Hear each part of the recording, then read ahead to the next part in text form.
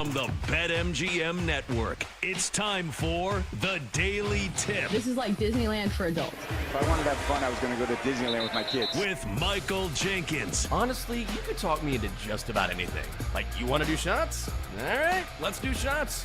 You want to put together a 10-leg teaser? Sure, let's put some money on it. In fact, I do a parlay with Champions League Soccer and the WNBA. And Chelsea Messenger. Let's try to beat the rest of the network at being degenerates, because maybe, just maybe, we can win in that regard. I do like the idea of a parlay. And Dad, don't forget about me, the Dunkster. Presented by BetMGM. The sportsbook born in Vegas. Download the app today. Please gamble responsibly. If anyone can be a degenerate, it can be us. Let's get it going. Is it a Thursday already? Oh, indeed it is. A daily tip on the BetMGM Network. Great to have you along with us.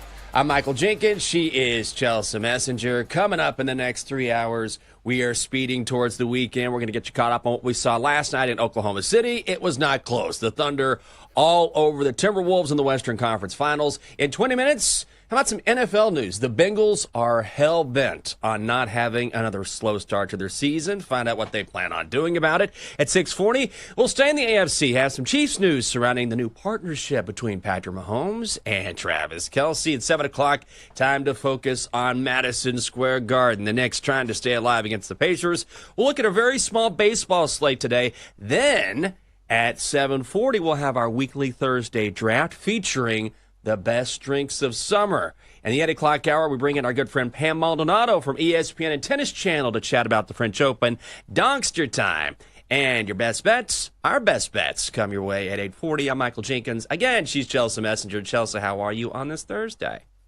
Yeah, good morning. I feel like you'd be proud of me. I watched some hockey last night. Whoa. The Thunder game was so bad that I was forced to watch some playoff hockey last night. And plus, my husband's from North Carolina. So the only thing he basically has going for his sports teams right now is the Carolina Hurricanes. But that game did not go well for that team either. So we turned it on and they were up 2-0. And please point me in the right direction here. I feel like a 2-0 lead in hockey is like, it's not insurmountable, but like it's a good start. And then they go on to lose 5-3. It felt like every time we flipped over from the basketball game to the hockey game, like the Panthers were scoring another goal. It was terrible. I felt bad for my husband. They call it the most dangerous lead in hockey because when you're up by 2 goals, then you get a little lax. All a team needs is to get one more. Next thing you know, they're a goal behind. They can go on a run. So it's not uncommon, but I do feel bad for Jake. I mean, I don't really like Carolina, I have to say. I'm like, I mean, I'm not going to cry any tears this morning, but I'm sorry his team didn't win. I'm not a big Hurricanes guy. Also, they knocked out the Caps, so Panthers are also very good. Yeah, well, it's just the larger point is that, okay, so the Hornets are terrible. The Panthers are, I mean, we could call them mid, and that's a huge compliment. Like, maybe they'll be better this year, but, like, it's just, he doesn't have anything to root for right now. Like, maybe you could say NC State baseball. Like, that's the only thing that's good right now for our sports world. Or the fact that maybe we can root against North Carolina football because we hate UNC. And I know you can attest to this. Sometimes when your rivals are doing terrible, sometimes it feels as good as a win. So we'll root against Bill Belichick this year as well. Oh, that's always a good one. Let me ask you this. I mean, Jake is obviously a huge golf guy. You got, the Memorial taking place this week? Does he have a favorite golfer that he can cheer for, or is his favorite golfer on the Live Tour? Ooh, well, he has a friend on the Live Tour. So, like, he knows a lot of the guys, that actually play there. But as far as a favorite golfer goes, I think he likes all of them. Like, with the exception of, obviously, like, Patrick Reed and, like, some other people who are not super likable. I don't think he has, like, an allegiance to anybody. He just loves watching golf because he just likes the game of golf. As you know, he plays golf all the time, and we are constantly watching golf. He even talked about, like, the women's – there's some big women's tournament this week that he was telling me about. I was like, oh, are you guys doing the women's tournament? I was like, I don't think so. Well, we can always slide it in. Hey, summertime's coming. If there is a time where you want to get in some sort of sport that we don't normally talk about, I mean, now is the time for sure. Well, let's hear about your best bets because it's been a good week for you. If you are there, I believe you are. Little log on, log sorry. off. Good to go. My screen froze for a second. So I don't know what you said in the last 5 seconds, but I am here. Best bets? Your best bets. They did well. Are you freezing up again? Oh, okay. We'll just keep going here. It's all right. I'll say this. You've done a very good job this week. 2-0 this week. You had the Cardinals on the money line taking on the O's. That went back and forth for the while, but the Cards end up getting the win 6-4. I had a 1-1 evening. I had the Padres on the run line at plus 130, hoping they would take advantage of Marlins starter Sandy Alcantara, and they did, but it doesn't matter in the end because the Padres bullpen gives it away. Marlins win 10-8. That's a loss, but I did have Reds-Royals under 8. The Royals win 3-2.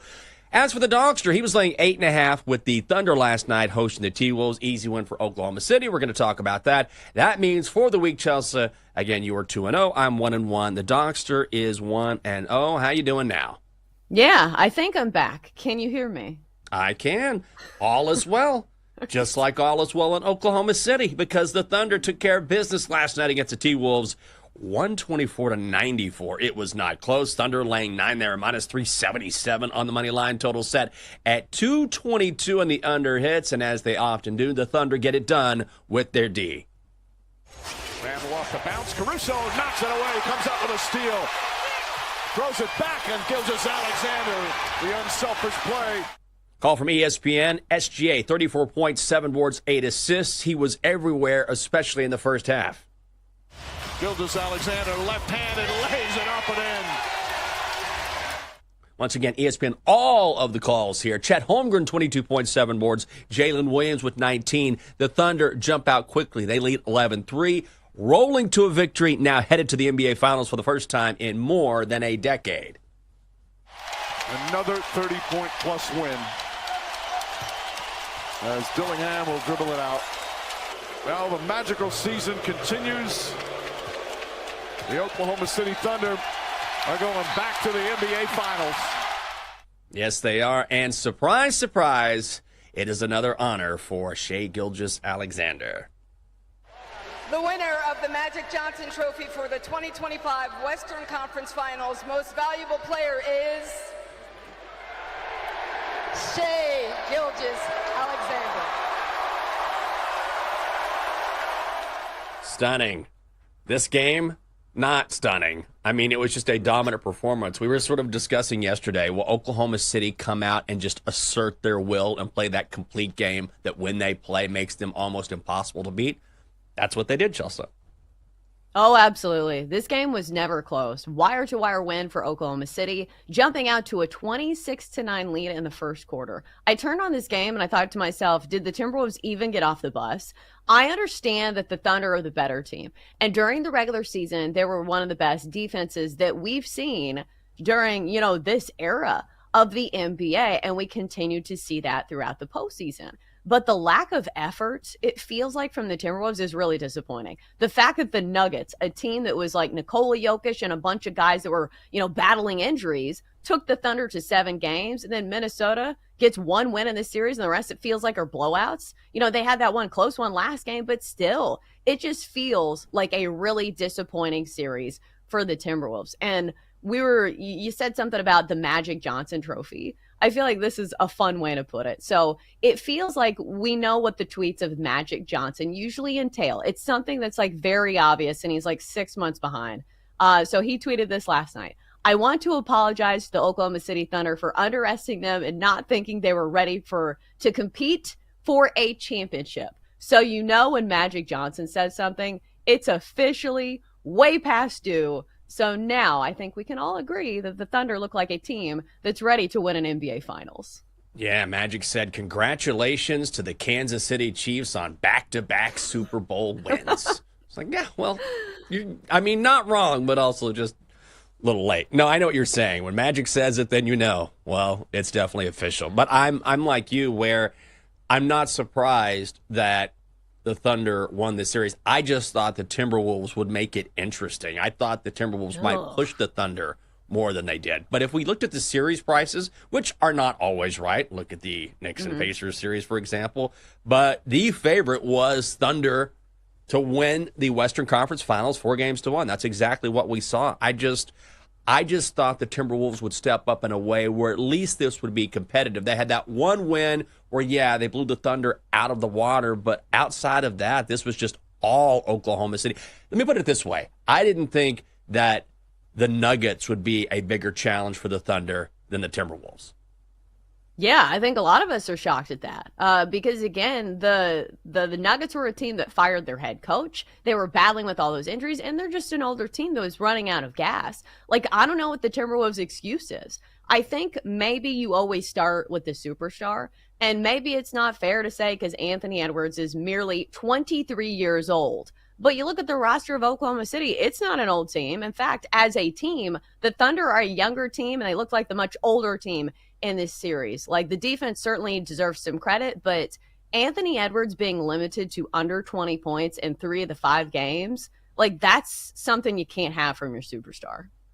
No, and the thing about the Thunder is they are built for the long term. It's never easy to keep this many young guys together because then guys are going to want to get paid. But if you think about all the talent on this roster, and honestly, after it was over, it wasn't the players, it wasn't the head coach, it was Sam Presti. When they mentioned him, everybody went nuts because the Thunder fans knew the reason why we're sitting here is because of how very carefully he has constructed this team, where you just have so much talent, and even the pieces they brought in.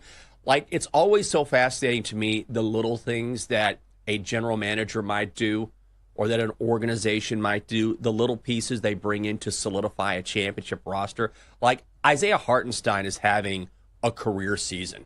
Alex Caruso was brought in. Yeah, he can provide some offense, but he's mainly a defensive stopper. The Thunder, during the regular season and the playoffs, best defense in the NBA. He's not the only reason. He's part of the reason. So not only do you have these studs like SGA or Jalen Williams or Chet Holmgren, I mean, just one after the other, then you have these other pieces who also make this team so very difficult. So to watch it come to fruition after seeing the Thunder build over a few years, it's been remarkable. Oh, absolutely. When you build a championship team that's not just rentals and the superstars of the moment, you have to build from the ground up, and you have to make all of these trades that at the time maybe the casual fan doesn't see as huge ones. Because listen, when you bring on and trade for a defensive player, usually that's not going to warrant the same reaction as trading for an offensive superstar that's going to really, generate these highlight reel plays. So when you trade for guys like Lou Dort, like Alex Caruso, maybe you don't get as many cheers, but as we've seen it in the postseason, these are the guys that you need to stop opposing superstars, because the postseason is all about your high-end talent on your offense. And SGA and the boys have done a great job of negating the other side. We saw it last series. When you can make Nikola Jokic look bad, you're obviously doing something right. And they did it again against the quote-unquote legend killer and Anthony Edwards, which we may have to take a break in using that nickname for just a little bit. Yeah, just a little rest. We'll table it for now, like they do in Congress. We'll just table it for now. We'll come back to it later. Game 1 of the NBA Finals set for next Thursday in Oklahoma City. Of course, we don't know if it's going to be the Pacers or Knicks. We'll find out maybe after tonight's game. We'll preview that later on in the show. If you're looking at NBA Finals odds right now, unless you really believe in the Pacers, the Thunder are minus 750, so that's a terrible bet. You never want to lay that much juice. Pacers are plus 650. The Knicks are 28-1. You can name the finals. Pacers Thunder is minus 625. Knicks Thunder is plus 450. So you got to really believe in the dogs here if you want to place a bet here. Otherwise, it's cost prohibitive. Yeah, it doesn't feel like there's much that's betting friendly here, just because all the prices are so heavily juiced. So I think the question is, do we think the Pacers put up a better effort than the Timberwolves?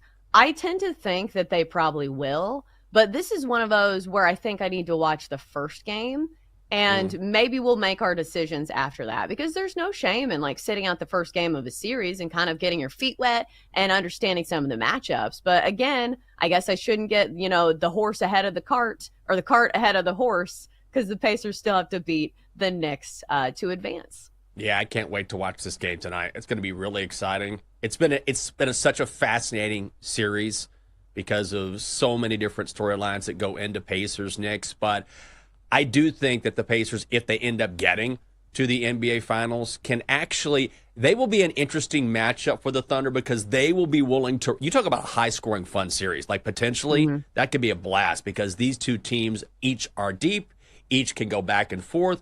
Like the Thunder will want to run, so will the Pacers. Not set in stone yet. Maybe the Knicks pull a rabbit out of the hat tonight. I don't think so, but potentially Pacers Thunder could be a hell of a lot of fun. Coming up next here on the show, the Bengals have a solution for their slow starts in the preseason, and one Buffalo Bill is already in hot water. Or at least he's on the water. We know that. That and NFL news coming up next on the Daily Tip. It is next on the BetMGM Network.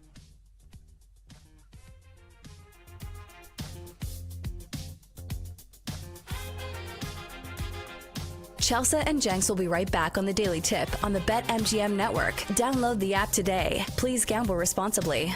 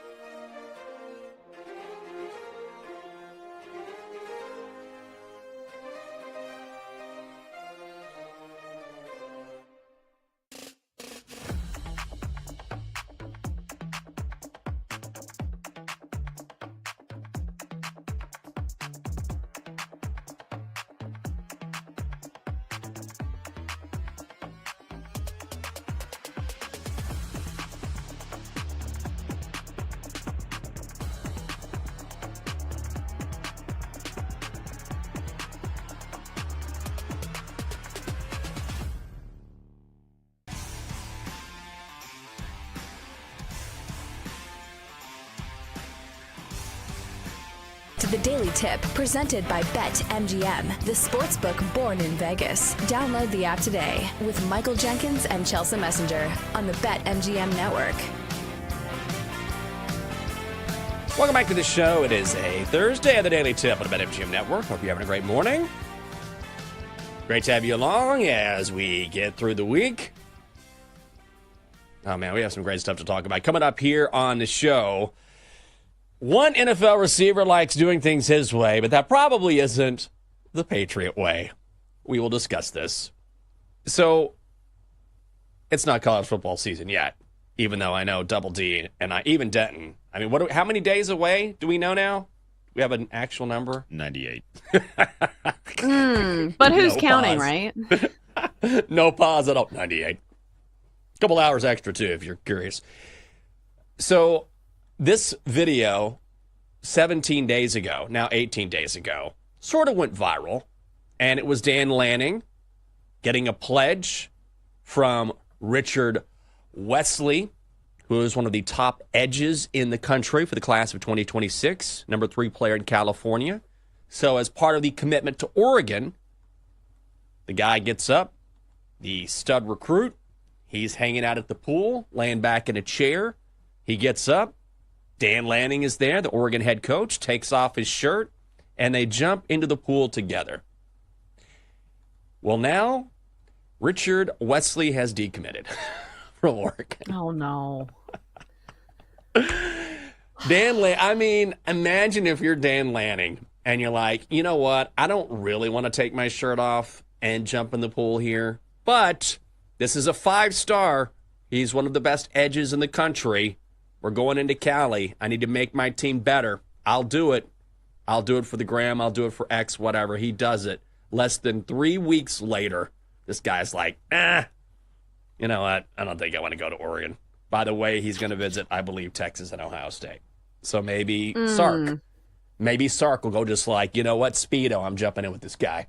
I'll take it the next level. This is when you have to be careful as a head coach. Like, you try to lean into social media and doing stuff like this, and then it comes back to bite you in the butt.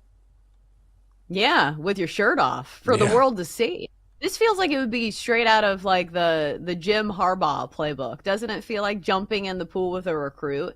But going back to like the heartbreak, it's not a new story. Like, this iteration obviously is new, but we have seen so many recruits like flip the script and change, their decisions, because sometimes, when it's just verbal, there is nothing binding you to that school. I remember very vividly the big story when I was in Alabama was Reuben Foster got a tattoo for Auburn, a tattoo that is still on his body. And then he flipped his commitment and went to Alabama. So that is something where you say, hey, the guy got a tattoo on his body that's going to be there forever. You would think that he's going to keep his commitment. But no, you've got to remember that these are, 18-year-old boys. They're going to change their mind. But I know it's such a big deal for these fan bases, for these multi-million-dollar, franchise teams that are college football teams. But you've got to remember, these are still teenage boys. Yeah. And especially when you're talking about teenage boys and all the money involved, all it takes is a coach or someone dropping a bag, whatever it is, an extra X. I don't know what happened here. Like, who knows what happened behind the scenes? You never really know. But generally, a pretty reasonable assumption is that somehow money was involved. And a lot of times, I've talked to different people who cover the sport who know more than I do. And a lot of times, these guys will commit somewhere early. I'm not saying that's what happened here, because they commit somewhere early and say, okay, here's where I'm going, but maybe if I do this, I can start some sort of negotiation and then end up going somewhere else and make even more money. So it's really early on. Recruiting is as wild as ever. I don't know what's going to happen, but Dan Lanning, I don't think he's going to be taking his shirt off again. I'll tell you who did have his shirt off recently, Stephon Diggs. So everyone's seen this video now. He was seen on a boat. There's video of it. Very clear video. His girlfriend, Cardi B, they're hanging out together. They've got some other women on the boat with them, and they appear to be handing out something to these women. Could be drugs, allegedly. We don't know. It looks that way, but who knows? Could be pixie sticks. Could be nothing. Could be something, could be nothing. However, this has become a thing, as you might imagine, whenever you see your new star receiver after Stephon Diggs signed with the Patriots during the offseason. And these guys are going through OTAs, and your head coach is Mike Vrabel. And there's this video that's questionable. You can draw a lot of assumptions from this video by watching it. So Mike Vrabel basically said, after looking at this video, we want to make great decisions on and off the field. Fair. That's a good call. But when he was pressed on this, he didn't really want to go a whole lot farther, which I totally understand, and continue to talk about this. But now we're talking about someone who really who has not suited up for the Patriots yet, now involved in a situation like this. And again, I don't know exactly what was going on, but it doesn't look great. No, it certainly doesn't. And this is a really interesting matchup, pitting Mike Vrabel, who is somebody who's known as a player's coach, but a very tough coach, against Stephon Diggs, who is known for being, I don't want to say he's a problem, but we know he wants to do things his way. And he has kind of, earned some of that because he has been such a good receiver and the high end that he kind of offers. So, the juice sometimes is worth the squeeze. But the other interesting storyline here is how much we will see the Patriot way survive. Because it used to be a thing where receivers or whoever, guys who were kind of known for being behavioral problems, they would ship up to New England and they would correct their behaviors because the Patriots were such a dynasty and such a good team that these players would recognize that, hey, the team is bigger than the individual. If I'm going to be here to win Super Bowls, maybe I can, put away some of my bad behavior and, adapt to this new team. But now that the Patriots are not this force to be reckoned with, I wonder if they can still overcome some of these behavioral issues or alleged behavior issues, now that they don't have the pedigree that they used to. Yeah, that's the real question. It's easy to say, we're not going to accept this. No matter what it is, it's not a good look. We've got guys busting their asses here. You're out there doing whatever, and it's not the Patriot way, so we're not going to do this. That's easy to say when you're in the middle of a dynasty and Tom Brady is your quarterback and Bill Belichick is your head coach. It's a lot different when you're trying to build your organization from the ground up again. You have a guy that was raised in the Patriot way, but the guy that you're questioning now was brought in specifically to help your second-year quarterback who desperately needs a receiver. So now we're going to find out, all right, how much of the Patriot way are you willing to sacrifice in the name of wins and losses? Because there's no question from a football perspective, Stephon Diggs makes your team better, and he definitely makes the Patriots receiving core better. And Drake May needs a guy like that, which is why they signed him. But are they willing to tolerate something like this, especially if they get more information that doesn't really fit in with how they want to run their organization? Maybe it blows over, but this is going to be a test for the Patriots. Yeah, but just to play the other side of the equation, let's give him the benefit of the doubt and say nothing happened on this boat. Maybe his only crime was, hanging out with maybe some questionable personalities who wanted to post everything online. I don't know if you saw how thirsty those girls were acting, but you've got to know that when people are that hungry to be around somebody famous, there's probably going to be a video that surfaces. And maybe that's the mistake that Stephon Diggs made. But maybe he wasn't doing anything. And of course, I feel like if the video didn't, reach the internet, we probably wouldn't even be talking about this. Nah, we wouldn't. But that is the age in which we live, where you can hardly do anything like this and have it not end up somewhere, either because everyone has a camera or someone has some sort of ulterior motive. Like the fact that you got to see something this close, right up close and personal. This was not someone on a beach somewhere, right. Zooming all Wasn't the way. Paparazzi. This is right there in his face. So clearly someone there had some sort of motivation to put this out there. It's not like this was suddenly, he knew he was being filmed. I'm sure he didn't think, oh, this will get out there and this will be great for me. So you just have to be very, very careful when it comes to stuff like this. And Denton is saying in the chat that yesterday Diggs was posting workout clips on Instagram. It's hey, bro, I know you saw me on the boat, but check me out now. I'm working on my lats. Not a big deal. Right. Because that's the thing. If he has a good year, nobody will care about this. I do think it's funny how this is a throwback to the diva receivers. I feel like we don't have that many of them anymore. Because doesn't this feel like it was ripped out of like the pages of like, 1997 to like maybe 2005? Most of the receivers, I want to say, please correct me if I'm wrong, maybe I'll go back because Tyreek Hill has kind of been in the headlines for some other reasons as well. But now that camera phones are so prevalent, you're right. I feel like we don't see this as much because guys have to be so careful. Oh, yeah. Like back in the day when, I hate to bring up old stories, but you hear all these stories, like Michael Jordan would have been a perfect example. Like if there had been cameras around when Jordan was out gambling, playing golf before a basketball, people would have been losing their minds. Like, oh my God, what is this guy doing? And just Charles Barkley was the same way. I mean, he was throwing people through windows. It's just like, did you hear what he did? But you didn't really see it necessarily. And even video cameras or surveillance cameras weren't that big of a thing. Now, almost anything you do, no matter what it is, whether you're a sports figure or not, is going to be captured in some way, shape, or form, no matter how hard you try, because someone is always on their phone. Always.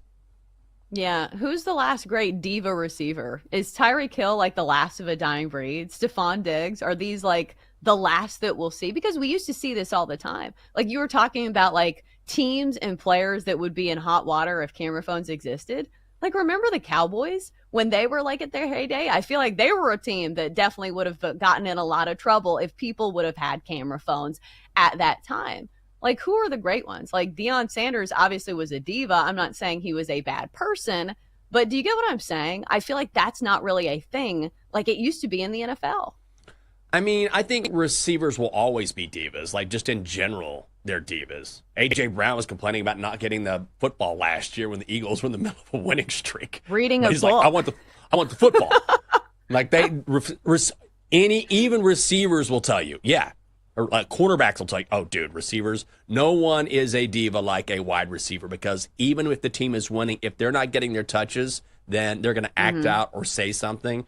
But as far as, if you're talking about diva behavior, receivers are receivers. But if you're talking about getting away with things, it's harder to get away with things, whether you're a receiver or no, just because of the time in which we live.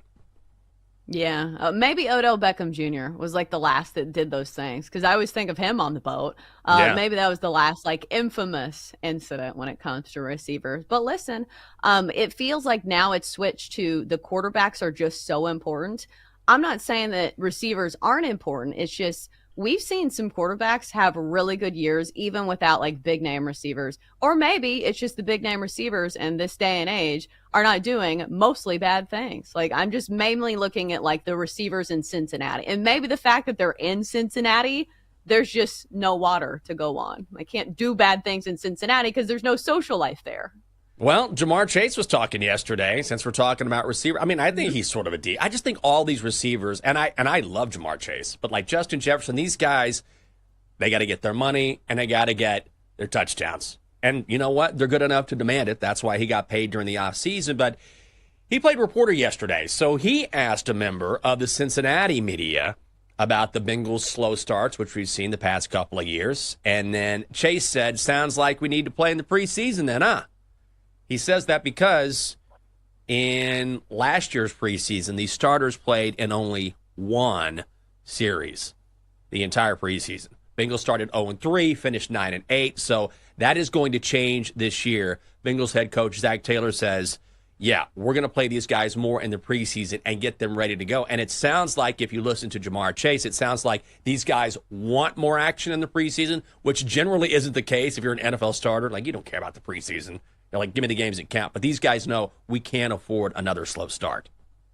Well, absolutely. Something has to change. If you keep doing the same things and expecting a different result, isn't that like the definition of insanity? So the Bengals have to change something. So maybe it's not the move that you would first think, because obviously you don't want guys to get hurt in the preseason, but you cannot exist in the AFC or even like the AFC North, where there's just so many good teams, and expect to make it to the postseason after another slow start. And it would be one thing if it was 1 year, but this is a trend that we've seen with the Bengals for what, how many years in a row? At least 3. So something's got to change. And I do appreciate that Jamar Chase is one of the guys that wants to take some action. And I'm glad that it bothers him, because, it would be worse if the players just sat there and said, oh, well, the check's still cash. At least he cares.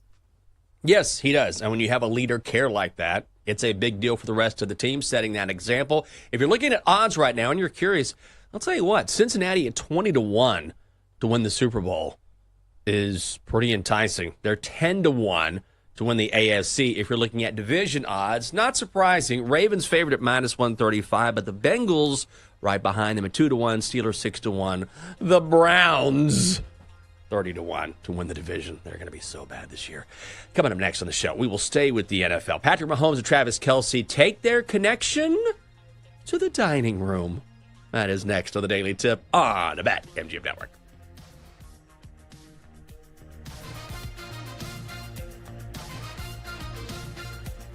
Chelsea and Jenks will be right back on the Daily Tip on the BetMGM Network. Download the app today. Please gamble responsibly.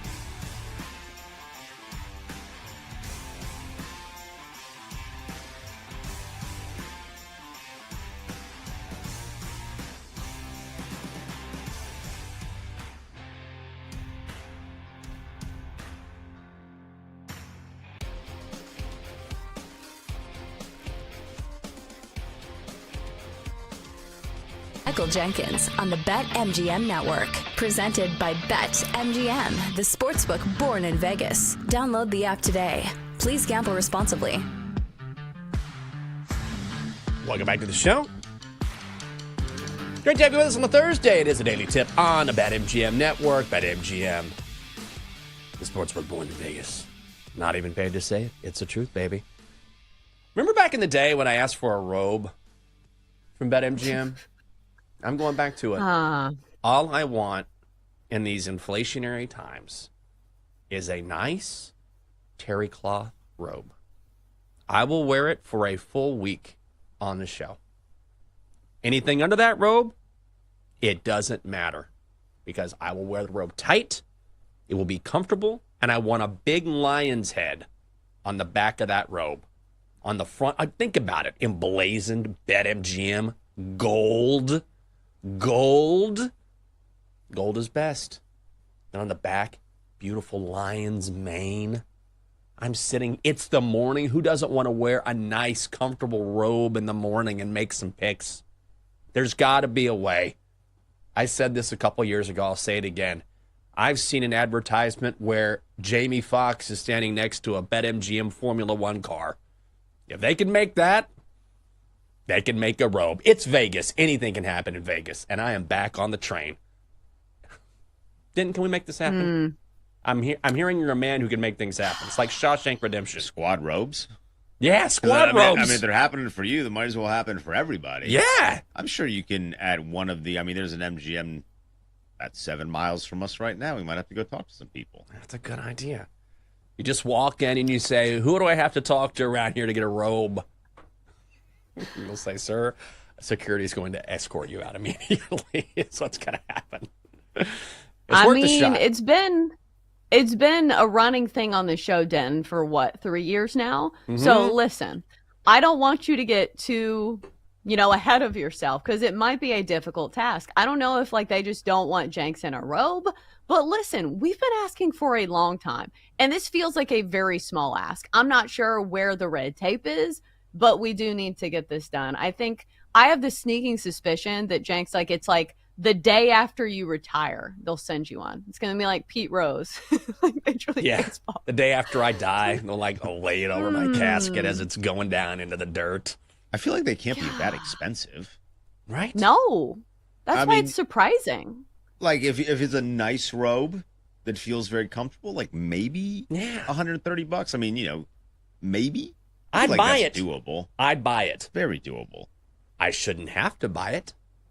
Okay? Let's put that out there. I'm not saying send me one with a bill or give me a call and say, hey, give us your credit card number and we'll send you one. Guys, it's defeating the purpose. If I want to buy a nice robe, I'll buy a nice robe. I'm just saying it would be nice to wake up in the morning and instead of saying, oh, what am I going to wear today? I'm going to put on my robe. That's what I'm going to do one of these days. Yeah. I think worst comes to worst. Maybe we just make one for you and say it's from BetMGM. Just to make you happy, right? That's what friends do. I like how Double D's in the chat being put Andrew on blast right now. Take a shot at your boss. Double D, this is not good advice. So they do have robes. They do?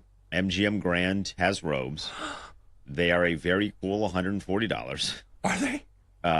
They for whatever it's worth. They look fantastic.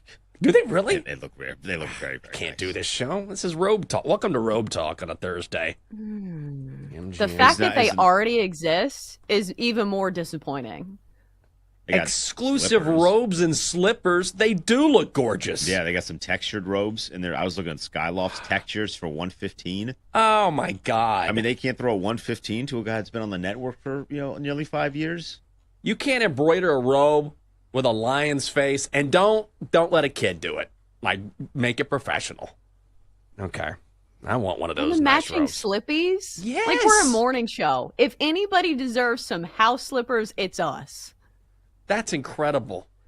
Yes. That's a great point by Chelsea. We are a morning show. How have we not been doing bits where we're doing the show in robes? Why am I wearing this right now? This feels so uncomfortable all of a sudden. Right? Okay. We need casual Friday at Yes. least. Maybe every Friday we wear the robes. That sounds amazing. it's going to be every day for me, even at home. I want Catherine to say, I'm tired of seeing that robe.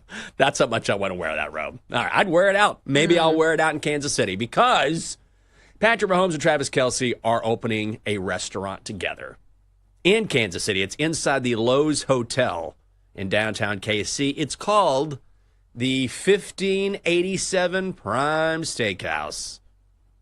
I didn't check. I assume it's Patrick's number, Travis's number. They put it together, 1587. There you go. So it's going to be open just before football season. Kelce provided a sneak peek of the space on his Instagram account. So the eatery is described as a, quote, brand new immersive and upscale dining experience in a massive 100,000 square foot space over 2 levels. A, would you eat here? B, would you ever, if you had the capital to do so, want to start a restaurant? Well, I feel like it's a layup for both of these guys. Or maybe there's a football term. It's like 4th and inches for these guys. Listen, the marketing's already there. You're in a market in Kansas City where you are the biggest celebrities in town. And now with all the stuff with Taylor Swift and Travis Kelce, this just feels like an easy way to make money. We see this with celebrities all the time. You know, you bank on your success by playing it into other businesses. Maybe Taylor was like, hey, what are you doing? You are a household name now. Go get yourself some extra money. So it feels like a very good idea. I don't know who came up with it. Like maybe their agents, maybe they did. I don't know, but I certainly would eat there. It's a steakhouse. I'm sure it's going to be good. Yeah, I'll do that. Don't they have does Ditka still have a place in Chicago named after him? Does anyone know this? Double D, you would know this. I think Jordan, yes. I've heard of it. Yeah. I know what you're talking about. And Michael Jordan does too. I was just going to say Jordan does as well. I feel like if you partner with the right people, I mean, you never know. You never know. Because everyone I've talked to, I'm lucky enough to know some really awesome people in the service industry. It's not my industry who've been successful, but they all say, like, it's tough. Like, it's not easy opening a bar or a restaurant. Like, it takes real skill, and you never know with the economy, and then you got to make sure you hire the right people. So it's easy to slap your name on something, but then to actually keep it going is quite another. But yeah, Michael Jordan's place, Ditka's place in Chicago, they've been successful for a long time. I feel like in Kansas City, though, like with Mahomes and Kelce, like unless they royally screw this up, like this is a can't miss. Yeah, oh, absolutely. Because people will come not even just for the food, they'll come for like the experience and like, you know, the hope of like maybe catching a glimpse of Travis Kelce or Taylor Swift or anybody who's in the orbit of those celebrities, because, you know, somebody's going to come out, you know, for the grand opening, for whatever. So especially in Kansas City where celebrities aren't really, you know, a thing, this will be an easy one because people, even if the food is bad, like this is similar to, I don't know if you know this lane of reality TV, but Vanderpump Rules. Lisa Vanderpump is like a Real Housewife or whatever. So she has this restaurant that is the stage for a reality TV show where they follow around the servers and stuff. So now this restaurant is really successful because people go there hoping to get a glimpse of these reality TV stars. So it's like the food doesn't even have to be good. And the service, you know, has to be mid-range because it's all these like really good-looking people that just want to be actors and actresses. But people go there for the experience. Yeah, okay, yeah. I mean, if you play it the right way, then these things can be successful. Okay, just to clarify, because we're going back and forth in the chat here. Ditka's in downtown Chicago closed in 2020, but there is one in the suburbs. So there we go. There's still one available. Also, in case you're curious, Chiefs 8-1 to win the Super Bowl, plus 350 to win the AFC. If you don't want to go to a steakhouse, you want to save your money, maybe you want to hit the water. Go on a Blue Zone cruise. Great story that didn't put in the rundown because I was fascinated with this yesterday. The Blue Zone, in case you're curious, is a diet. And it's about diet, exercise, lifestyle, known for eating whole foods, plant-based eating. So now you can purchase, if you want, a room on a Blue Zone cruise on the MV Narrative, which is a massive, massive cruise ship.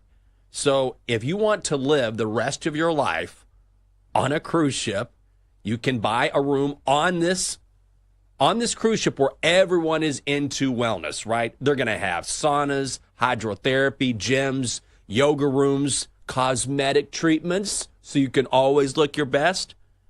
Just to purchase one room, it's a lifetime residency. Rooms are based between $1 and $8 million.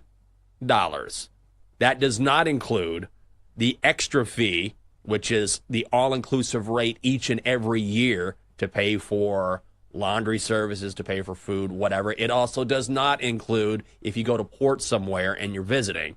So the $1 to $8 million will get you a room forever on this cruise ship.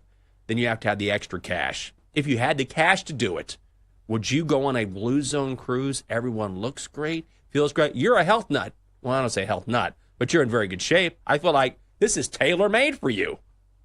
Yeah, except for one major thing is that I get very seasick. I've been on one cruise and it did not go well for me. I, had to sleep on the top level, hugging a bucket because I was puking so much. So no, I don't think I'll be on a cruise for the rest of my life.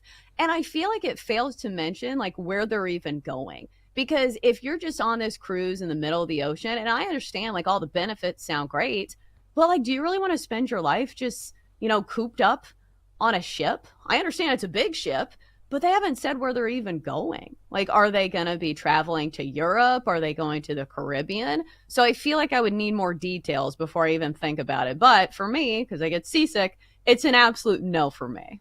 They are going around the world, like constantly around the world, and then constantly stopping at different ports around the globe for a few days. Then you can stay on the ship if you want. You can go out, you can explore. I don't know, Chelsea. They probably have the nicest bucket you could ever purchase for that kind of cash.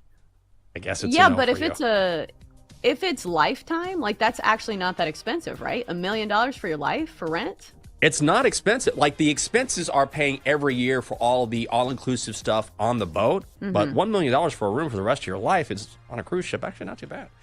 Coming up next year on the show, put up or shut up time for the Knicks against the Pacers, but will Ben Stiller's stress level keep them from staying alive? It is next on the Daily Tip on the BetMGM Network. Chelsea and Jenks will be right back on the Daily Tip on the BetMGM Network. Download the app today. Please gamble responsibly.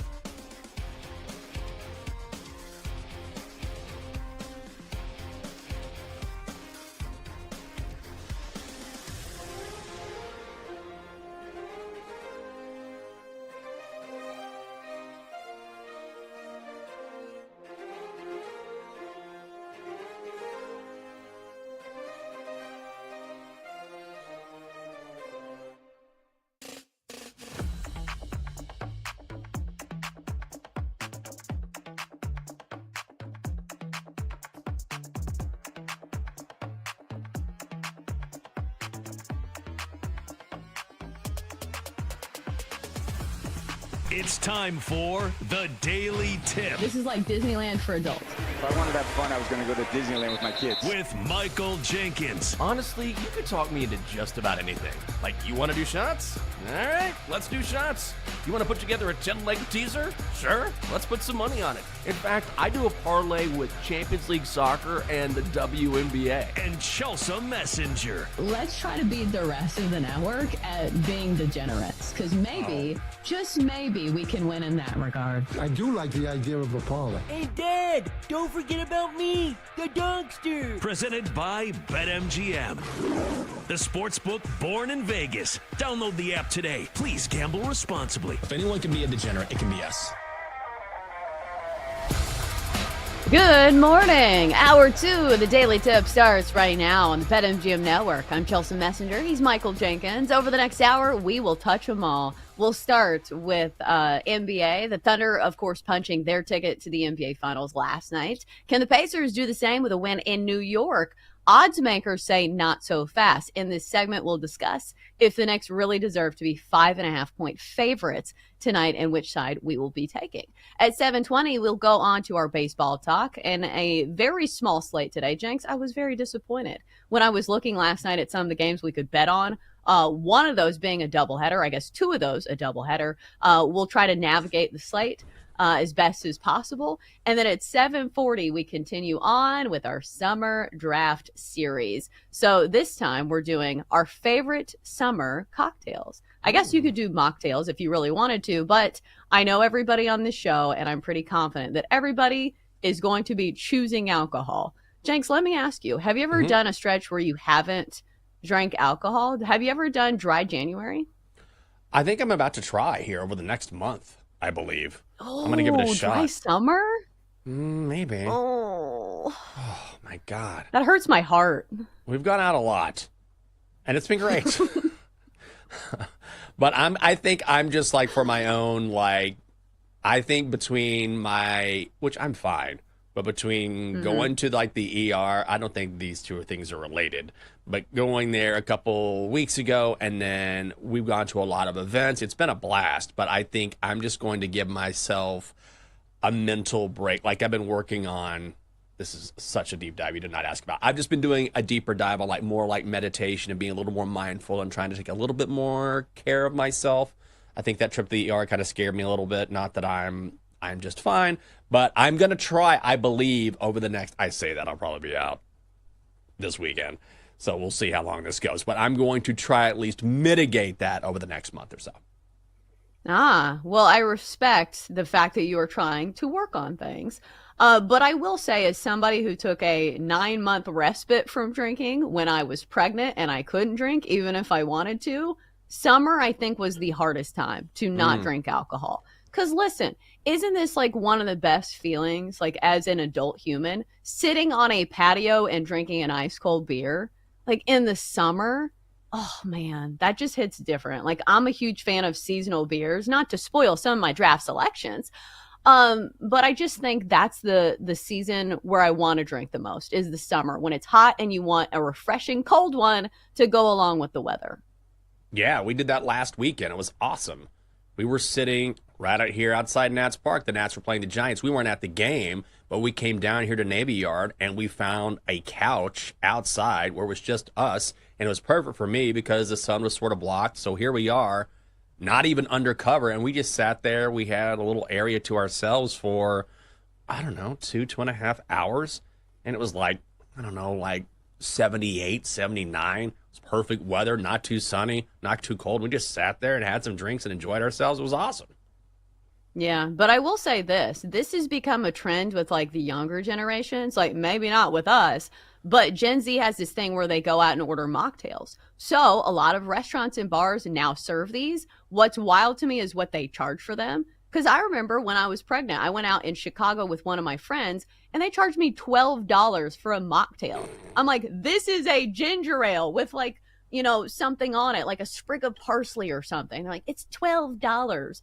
So that's the one drawback in getting mocktails. They still charge you like you're actually getting alcohol. Yeah.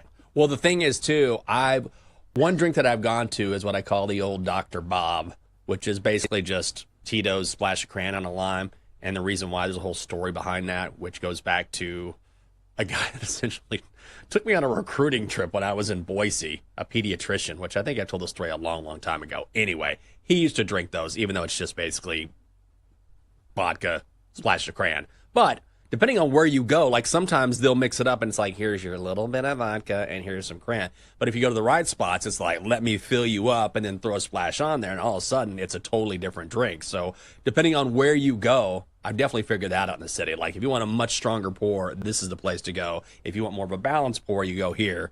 So that's always a factor as well. I haven't heard the Dr. Bob story. So one question before we move on. You don't have to get into it if you don't want to. So Dr. Bob is a pediatrician. Yes. And you were doing recruiting trips. How old were you? No, he was recruiting me. Like when basically, very long story short, when I went to Boise, Idaho, that was my second job. Like it was an amazing, it was only my second job in TV. They flew me up. This was unheard of, especially back then. I was only there for 6 months. They showed me around. And then that night, a local pediatrician who was a big Boise State booster took me out on the town. Everyone knew him. And everywhere he went, he was like, couple Dr. Bobs. And they all knew him. They're like, okay, here you go. And it was basically vodka, splash of crayon, little lime. And so I was blown away that everywhere this guy went, I'm like, everybody knows Dr. Bob. And he got me obliterated that night. He absolutely. And then what's so cool is, to bring this full story, I emailed him 3 or 4 years ago, and he's like, hey, Michael, it's great to hear from you. My son has taken over my practice now. By the way, the Dr. Bob has evolved. I also like to put a splash of Perrier in there now. So there's nothing really to it, but I love that there's a background there based on this trip I took. I ended up taking the job, and I'll never forget. I was like, this pediatrician guy's taking me out, and I took the job. It was so much fun. Well, I just wanted some context because I heard pediatrician and like recruiting. I was like, like, is this a story? No. That involves like a 16-year-old Jenks, but I'm glad that it was all legal, and I'm glad that you had a great time. All right, so speaking of great times, feels like it's been that case for the Pacers in this series thus far for the Eastern Conference Final. So the Pacers lead it 3-1, and Game 5 is tonight in New York. The Knicks, however, laying 5.5 points, total of 225.5. And if you're looking to bet on the game, make a fast break for the action with an NBA Playoffs odds boost token, only at BetMGM. Use your token to get a bigger payout on a winning playoff bet. Again, go ahead and take advantage of this over at BetMGM if you are betting on this game. All right, Jenks, so let me ask you about this line. The Knicks are 5.5 point favorites. Does that feel a little rich for you? I mean, yeah, it's down to 4.5 now, so money is definitely coming in on the Pacers, as it should. Like, I did not do a lot of handicapping on this game. Like, what am I supposed to say? Why are the Knicks getting this many points? You could get it at 5.5. You want to get... I think the Pacers can win this game outright. Like, I will happily take points with the Indiana Pacers. Like, they have the Knicks number. Maybe the Knicks play desperation ball tonight and they get it done. But what have we seen from the Knicks that makes us think they should be laying this number? Like, that's what I can't believe. Like, why are the Knicks... Shouldn't this number be so much shorter? I mean, I can't figure it out. I can't either, especially when it feels like no lead is safe in this series. Like, any way you slice it, it just feels like the Knicks have not had, the Mortal Kombat, like, finisher at the end of games, and the Pacers hang around, and we know they can score in an absolute hurry, whether it's Aaron Nesmith, knocking down threes, whether it's Tyrese Halliburton just going, complete superstar mode. I just don't feel like this is a Pacers team that's going to get blown out. I could be wrong, but this is one of those things that's starting to get into auto bet territory. When you look at the Pacers as underdogs this postseason, they keep getting points and they keep winning games outright. In fact, the times when they don't win and cover is when they're favored. So if you look at the last, 6 games, in 4 of those, they have been underdogs, and all 4 of those, they have won and won easily. So I keep looking at this number and I say to myself, okay, maybe it was 2. Maybe if it was 2.5, I'd say, hey, the Knicks, going to be in desperation mode. But I think it's going to be a close game because the Pacers have shown that they don't let up. So I think, again, I'm going to be taking the points with the Pacers. Yeah, I am too. And I know that New York is trying different things, but those things have not worked.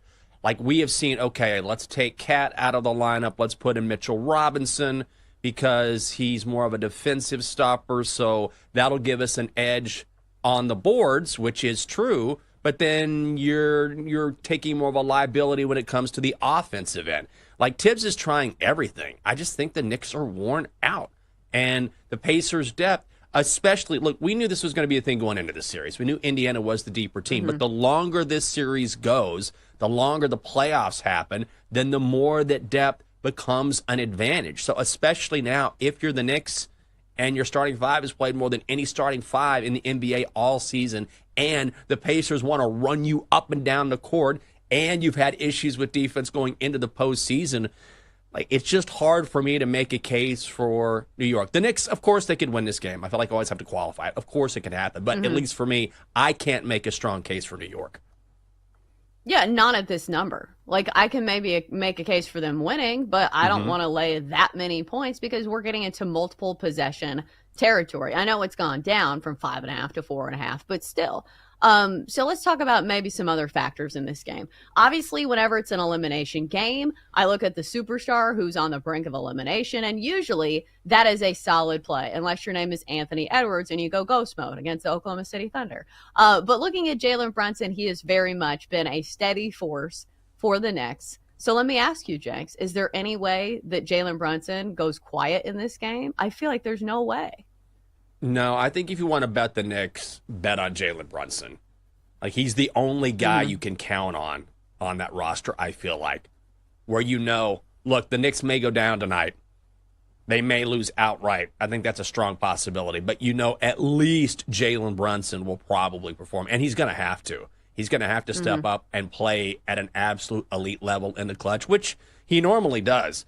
But I feel like if you're looking at the Knicks and you're someone like me who definitely favors the Pacers here, if I am looking at New York, I'm definitely looking at something involving Jalen Brunson because he's the guy, regardless of what happens, who will deliver.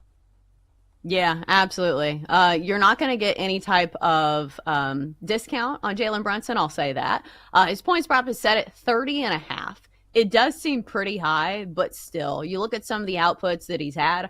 31 last game, 23, 36, and 43. And I think the thing for me that makes me feel good about betting on Jalen Brunson is the fact that he is consistently getting to the free throw line. Even when he's not shooting well from the field, he's going to get to the line. In 3 of the 4 games thus far in the series, he's gotten to the line at least 10 times. And he's shooting really well from the free throw line, 92% this series from the charity stripe. So I feel like he is somebody that you can count on in this situation. So maybe you like the Knicks, or maybe you just want to count on Jalen Brunson to perform here at 30.5. Again, a very high number, but still, he has certainly hit this number plenty of times. So the other trend to watch in elimination games is usually they're lower scoring affairs. But the Pacers are not a team that kind of thrives in that type of situation. So sometimes I feel like these totals are correlated to where 222.5, if you like the under, maybe the Knicks slow it down and play in the half court.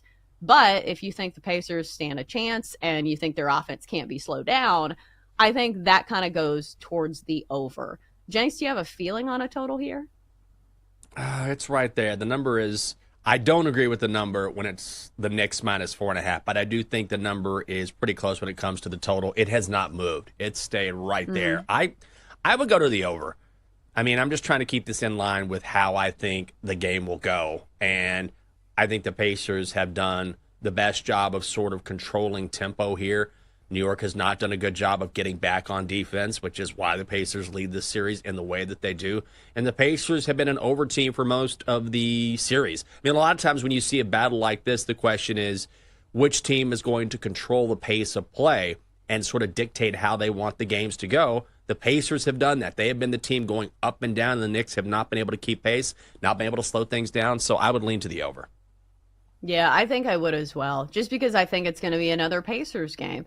And no matter what the defense assignments have been on the Pacers just seem to blow past them. And I'll say this, the defensive assignments have not looked that great from the Knicks. And I think that's one of the disappointing parts for Knicks fans, for all those celebrity fans that are sitting there courtside, is that some of this feels self-inflicted. The Pacers are very good, but the Knicks have to limit turnovers.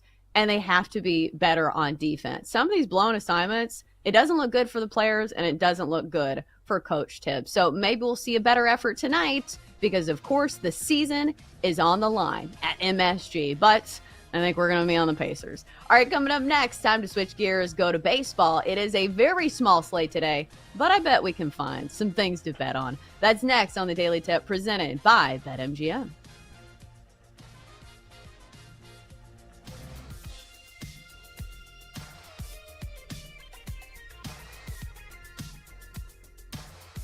Chelsea and Jenks will be right back on the Daily Tip on the BetMGM network. Download the app today. Please gamble responsibly.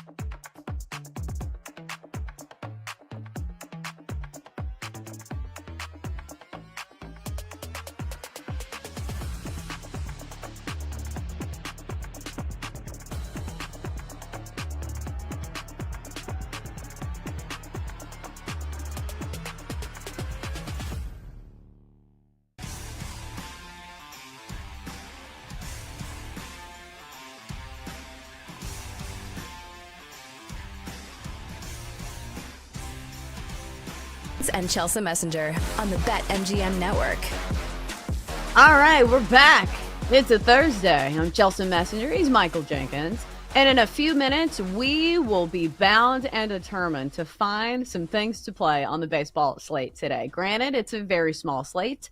What is it, 5 games? Like, this is disappointing. Like, I almost want to write a letter to Major League Baseball. I'd be like, listen, it's May 29th. Like, this is not All-Star Weekend or All-Star Week. You need to do better. Give us more games. So I don't know what the scheduling quirk was, but we don't have many games today. Jenks, I am going to a baseball game this weekend. Oh, nice. So one of Jake's former teammates is the head coach of Wright State Baseball. So Wright State is in the regional with Vanderbilt this weekend. So we're going to go down and watch the game. So Alex Sogard is the head coach. He went to NC State with Jake, and his wife he was dating in college. So I know his wife as well, Arlie. And this is what always makes me feel very old. She was the nanny for Jackson Holiday, who plays for the Orioles now. So I remember her telling me about like her nanny job. And because the Holidays had like the connection with NC State baseball, because I forget which Holiday, but one of the older ones obviously was the pitching coach at NC State. So Arlie was in charge of like the kids. She did that for an extra job. But it's wild to me that like Jackson Holiday is an adult person who is now in the big leagues. One of those things that just makes you feel old. Oh my God. That's crazy. I'm trying to think if that's ever happened to me. I mean, I think the one thing that made me feel old was, well, I think about it from time to time. It's when Drew Brees went to high school in Austin, and I was working in Austin at the time, and he wasn't recruited by Texas or Texas A&M. Went to Purdue instead. And when he got back he was just becoming a star.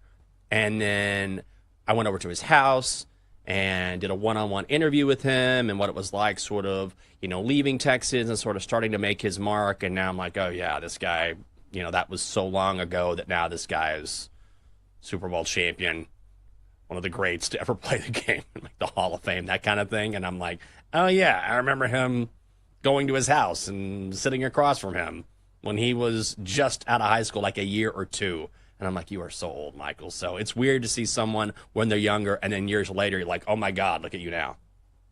I think especially when it comes to like when you know people when they're kids. Like I know this with like some of my friends' younger brothers. They will always be like a 12-year-old boy to me. And they're like, Steven's getting married. And you're like, what? No. What's he, like 20? They're like, no, he's 31, Chelsea. And you're like, oh. Right. Like, do you do this as well? When you know somebody as a kid, they will always be that age to you? I do this with my friends all the time. Like, all the time. A buddy of mine said this to me one time, and I was kind of insulted at first. And I was like, no, he doesn't mean it in a bad way at all, Mike, because I'm so sensitive. But he was just like, I was talking about us and about our relationship when we were in life, and he puts his hand on my shoulder. He goes, Jenk, I'm 40 years old. And I was like, what? He's like, and he laughs and he looks at a mutual friend. He goes, Jenk, because most people call me Jenks. People who I've known for a long time call me Jenk. Whatever, it's a different story. It doesn't really matter. But he looked at a friend and goes, Jenk always thinks of us the way we've always been. And I was like, yeah, like in my mind, you're still like we're still in our 20s, right? And then I'm like, no, that's not the case at all. Like I feel like that's almost like being a parent where you still see, I'm not a parent, even if your son or daughter is grown, you still see them like they were. I mean, it's a different time, but you always think of them as when you first got to know them and see them when you were developing this friendship or this relationship or, whatever it may be. And I definitely feel like my friends are the same way. I have to look around and say, yes, we're older now, and it's hard for me to accept. Yeah, it's one of those things. I don't know if it's like your mind is stuck as like picturing them at that age, but you're right. I think it's something that we all do. So speaking of young men, Juan Soto now, who is 26 years old, he's one of those where I feel like he came up so hot at such a young age that I'll always think of him as like a really young guy. But now he's 26, so very much in the prime of his career, but maybe not according to the numbers, because since joining the New York Mets, he's not had a great go of it. He's hitting .224 this year, only 8 home runs, a .745 OPS, And for somebody who was paid a ton of money to go to the New York Mets, should we be questioning what he brings to the team right now? Like, granted, it's May 29th, but do you think, obviously, when you pay a superstar this much money, some of it is just, dependent on the expectations and the money that you're paying them. But do you think it's fair to, sit here and say, hey, maybe we shouldn't have signed him? I don't think you say you shouldn't have signed him, but I definitely understand the cause for concern. Mm-hmm. Like, it's not the struggles at the plate. Look, he's going to be fine. Like, if you look at his numbers, they're not great, and he's in a slump right now. So this is low-hanging fruit when you say, all right, he's slumping right now. He's not hitting the way we thought, because even the best major leaguers in the business slump. He's making an adjustment. It's the lack of hustle or the issues there that I think are the real issue, where you're looking at him in the outfield and, he's making dangerous plays and not really being smart, or he's not running out a ball that goes deep. Like, these are things that you should not have to teach. These are things that are part of making that kind of money that you should never have to worry about. If you're slumping, okay. If you're making an adjustment, okay. Do we want you to do better? Should you do better? Sure. But it's the attitude where, what was that one sequence at the plate, last week, where he didn't even try to swing, like he was trying to make some sort of point, and he just sat there? I'm like, listen, if you're going to make this kind of money, the very least you can do is be a professional.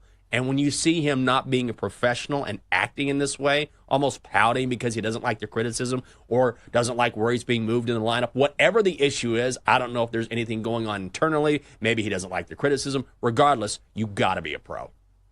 Yeah, especially when you're getting paid $765 million. We are allowed to nitpick when it comes to hustle. Maybe not when it comes to the numbers, because, again, we're sitting at May 29th. There's still plenty of season for some of those numbers to creep up. And he is a good hitter. I do think he'll return to that. But you're right. It's the stuff where you question his willingness to be there.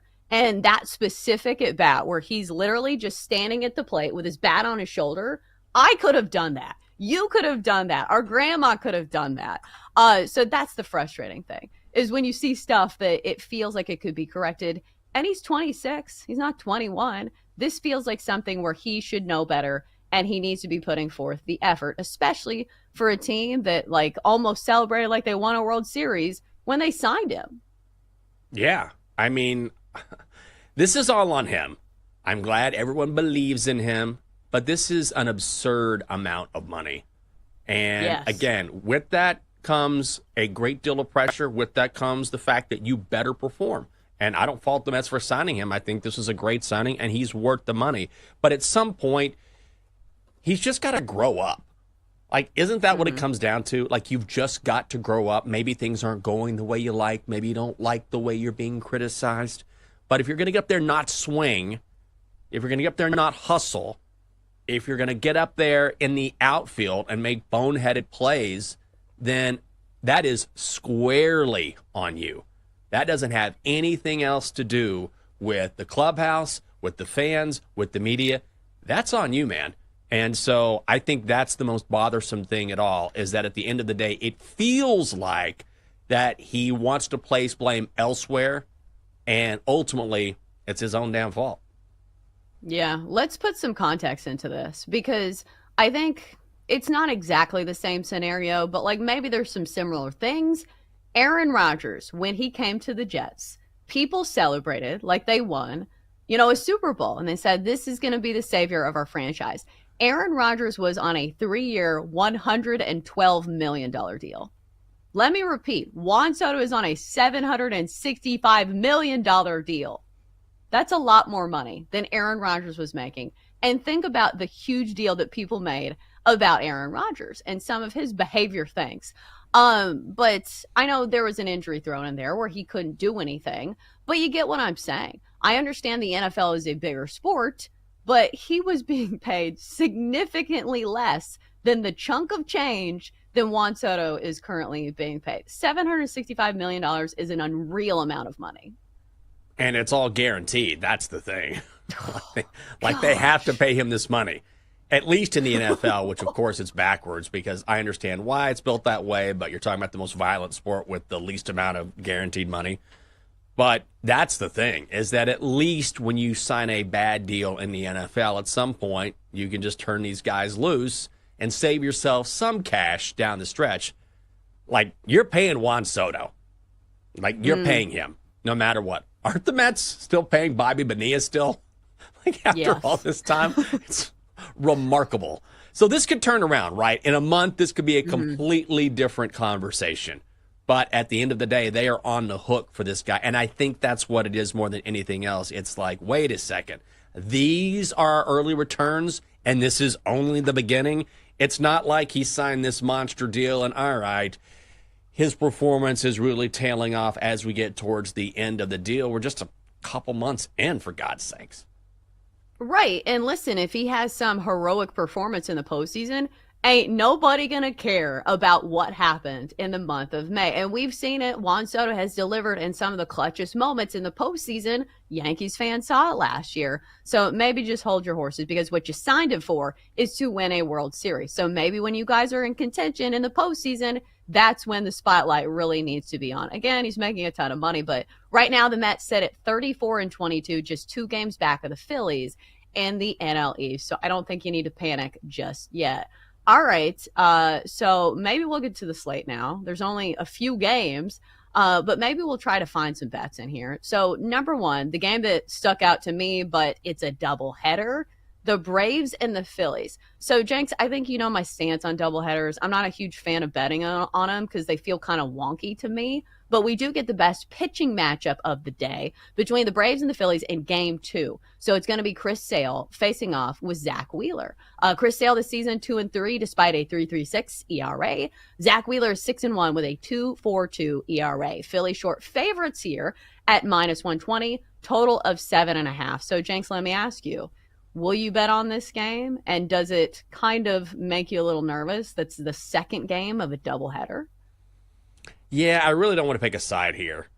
I mean, you've got two of the best in the game going at it, and I think I would probably just look for a good price on a first 5 under. I think that's maybe the way to go. If you look, you can find a 4, maybe a 4.5 out there, believe it or not, and that's probably going to go down immediately because the full game total is 7 and a hook. But I definitely don't want to pick a side when you're talking about Chris Sale going up against Zach Wheeler. Ultimately, I'd probably just take the better value with the Braves, especially with Ronald Acuna back. I think that might be where I lean. But then again, the Phillies are only -120. I'd rather play a total than a side here. Yeah, like if you think both these pitchers are great, obviously that's when you look at a first 5 under. So, Jenks, I found a 4, under 4 for -150. It is a little juicy, but I do think after you go the first game, like this is where the doubleheader kind of comes into the handicap. So the first game, you get A.J. Smith-Shawver and Christopher Sanchez. Then you get a big jump up, and I think stuff and, talent when it goes from A.J. Smith-Shawver to Chris Sale. So I think maybe that's going to be a little bit of an adjustment for some of these Phillies bats. But again, sometimes I don't love betting on the second game of a doubleheader until I see what goes on in the first game of a doubleheader. So we'll see if the bats are nice and warmed up. If they are, like, maybe we're not going to go with the first 5 under. But you can't get a 4 for -150. All right, so there's 3 other games on the card. None of them really, light up anything for me. I'll say maybe the Nationals and the Mariners. That's a low-key good pitching matchup. Mackenzie Gore has been pretty solid for the Nationals. Emerson Hancock had 2 really bad starts that kind of ruined his ERA. But free roll here. Of these 3 games, are you betting on any of them? I might go against the money here and go over with the A's and Blue Jays. Right now, it opened at 8.5, and we're seeing that number start to come down, but I like the over. I really wanted the A's when Jeffrey Springs was going to be on the mound, but now you've got Jacob Lopez, and here's the thing. He's a reliever, so there's going to be a bullpen game for the A's. Guess who has the worst ERA in baseball over the last 2 weeks? The A's do. An ERA, when you look at their bullpen, well over 9. And Jose Barrios on the other side for Toronto, he has not been good at home. I was reading some preview. He's been great in Toronto. No, he is not. 0-1 with a 5.19 ERA. So I think the Athletics can get to him. Obviously, they're on the road here, not in Sacktown, but they're 6th in OPS, 7th in slugging this season. The Blue Jays are not a great over team, but when you're taking on the A's bullpen, that can change things. So I would look at the over there. Yeah, I think why I maybe wouldn't bet on this game is because I don't really know what to expect from Jacob Lopez. You're right. Like, he came from the bullpen, but last game, 7 innings, 1 earned run, 8 strikeouts, and only 3 hits against the Phillies. So I don't know if he's good. We have a very small sample size, and I don't know too much about him. So when there's too much volatility involved in a pitcher, that's when I don't bet on a game. So maybe I won't. All right, coming up next, it is our draft series continuing on. This time, we're doing our favorite drinks of the summer. You won't want to miss it. It's next here on the Daily Tip, presented by BetMGM.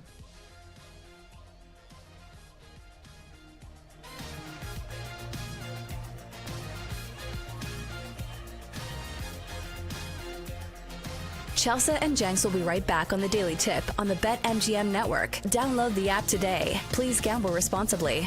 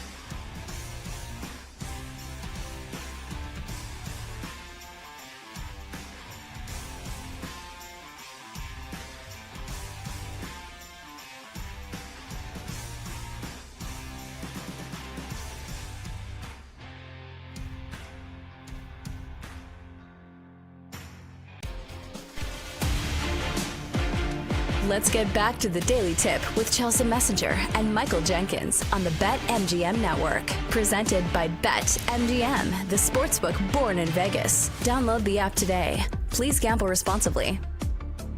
That's right. Let's get down to business here on the Daily Tip. It's time to talk about something really serious. And by serious, I mean summer drink selection. What are you drinking while you're sitting on a patio? What are you drinking while you're sitting by the pool? We're continuing on with our summer draft series for the Daily Tip. And today we're doing summer cocktails. So we'll choose our favorite selections and we'll go down the board and see what we end up with.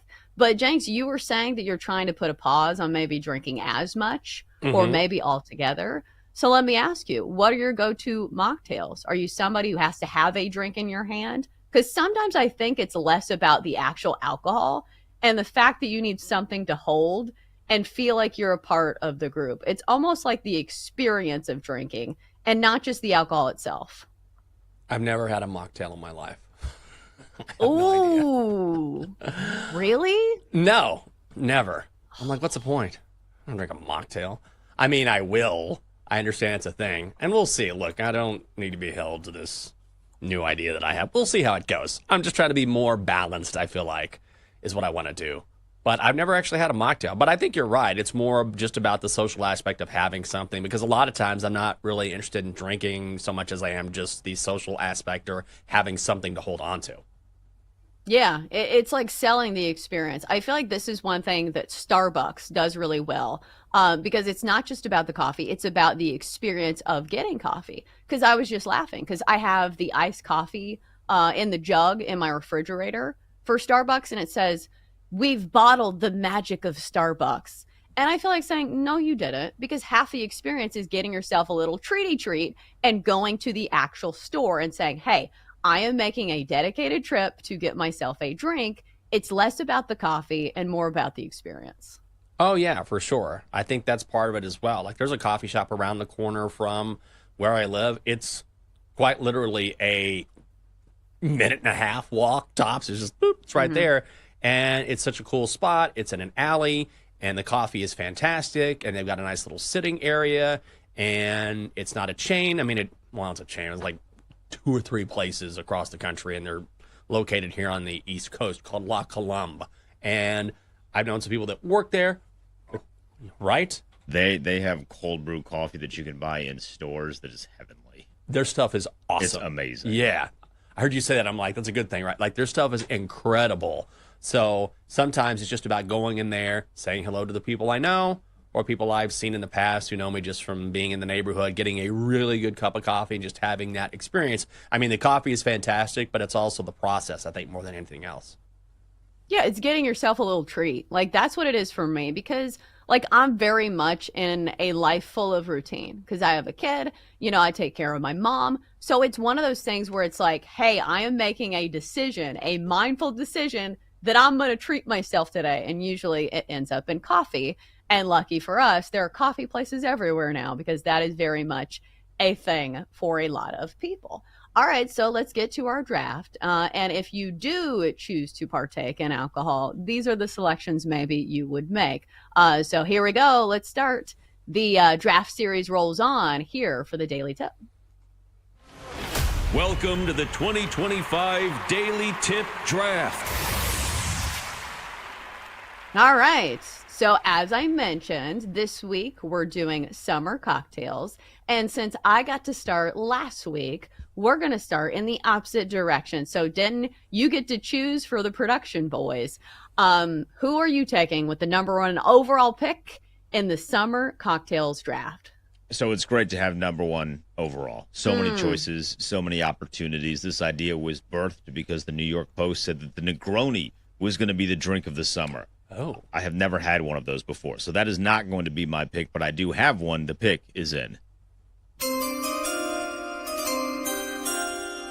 We're keeping it nice and simple, but with the #1 overall pick, I am taking the margarita. Oh. When I think of a pool and I think of a beach, get me a marg in my hand. Call me Jimmy Buffett. I'm in Margaritaville, so give me margarita #1 overall. Excellent. Ooh, well, that's a good one. Margarita. I'm not a tequila guy. I don't drink tequila. I mean, I will, But, so that was not on my board. Thankfully, there is something on my board. My number one overall pick is on the board. The pick is in.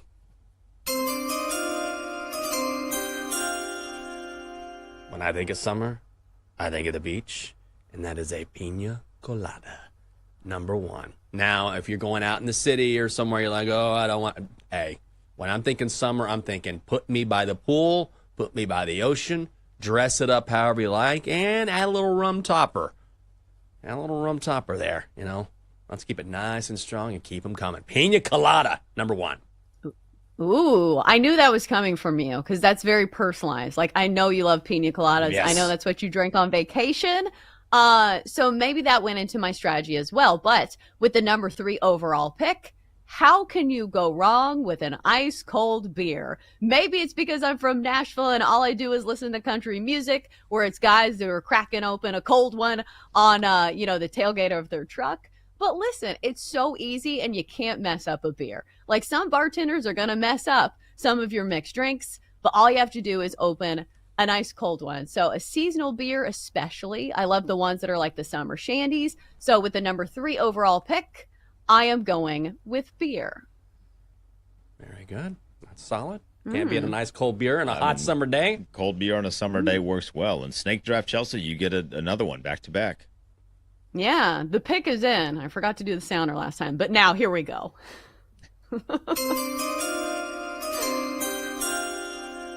All right, so since I give back-to-back picks, maybe I can go a little further down and maybe something other people aren't going to select, but something personally I enjoy in the summer. I'm going to go with a Moscow Mule. I feel like this is a drink tailor-made for the summer. It's cool, it's crisp, it comes in that copper cup, and I will always think of the summer when I drink it with that extra lime, around the rim. So I'm going to go with Moscow Mule. All right. Very good. That was on my list, but then I decided against it, so my pick is in. So proud of this lineup. Sangria. You can do so many different things with sangria. If you like wine, you want white wine, you want red wine. Obviously, keep it cold. I mean, you can make it all sorts of different ways. Do you want oranges in there? You want some cherry? You want some, I don't know, you want some lemon? You want some berries? I mean, you can make sangria so many different ways. You can really tailor it the way you want it. And again, you ice it down. You can have it a million different ways. Always a good summer drink, sangria. Ah, that hurts my heart, Jenks. That was going to be my next pick. That is such a good selection. Good pick. All right, then. I will try to move on. All right. The pick is it.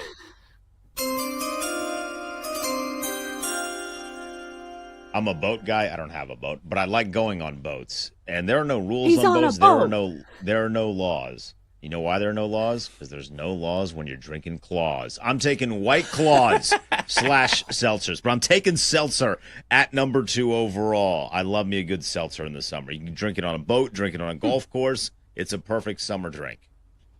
I'm noticing a trend. It feels like you guys don't feel like you have to drink like the manly drinks in the summer. Do we push that aside when the weather is warm? Like, can you drink these drinks without getting like glances? Like, can you drink a strawberry daiquiri or, a pina colada in the middle of the summer as a man? Let me tell you, Chelsea, there were a lot of strawberry daiquiris consumed on my honeymoon. Did not care what anyone was looking at me like. I'm way past the point where I care what people think. Care. Like, I do not care. I had a Cosmo a couple weeks ago. I had like 3 or 4. It was delicious. Ooh. Like, Catherine and I were just like loading them up. I've told this story before. One of my favorite quotes of all time was, this is probably 10, 15 years ago. And there's a guy, early 40s, huge, played college football at Tulsa. And I used to work with him. And I walk in, and he's holding a Cosmo. And he sees me look. He goes, Mr. Jenkins, I'm a grown-ass man. I drink whatever I want. And I was like, God, I love that. And I was like, that is the right attitude. And ever since then, I'm like, I'll drink whatever I want. So, yeah, I don't worry about glances. All right. Pick number 3 for the production boys. The pick is in.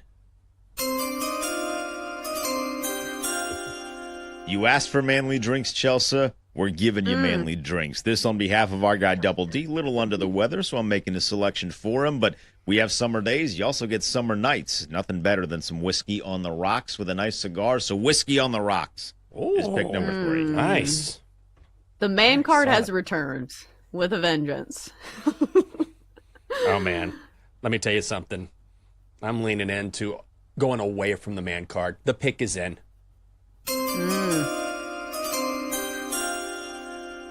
You mentioned non-alcoholic drinks. How about some lemonade? Who doesn't love lemonade? I've already got a couple of booze drinks on the card. Let's say I just want to chill for a little bit. Who doesn't love some refreshing ice-cold lemonade? And by the way, if you want to spike it, you can. Go for it. Walk down the block. A couple of Girl Scouts or maybe a guy and his buddy are selling at a lemon. Did he still do that at a lemonade stand?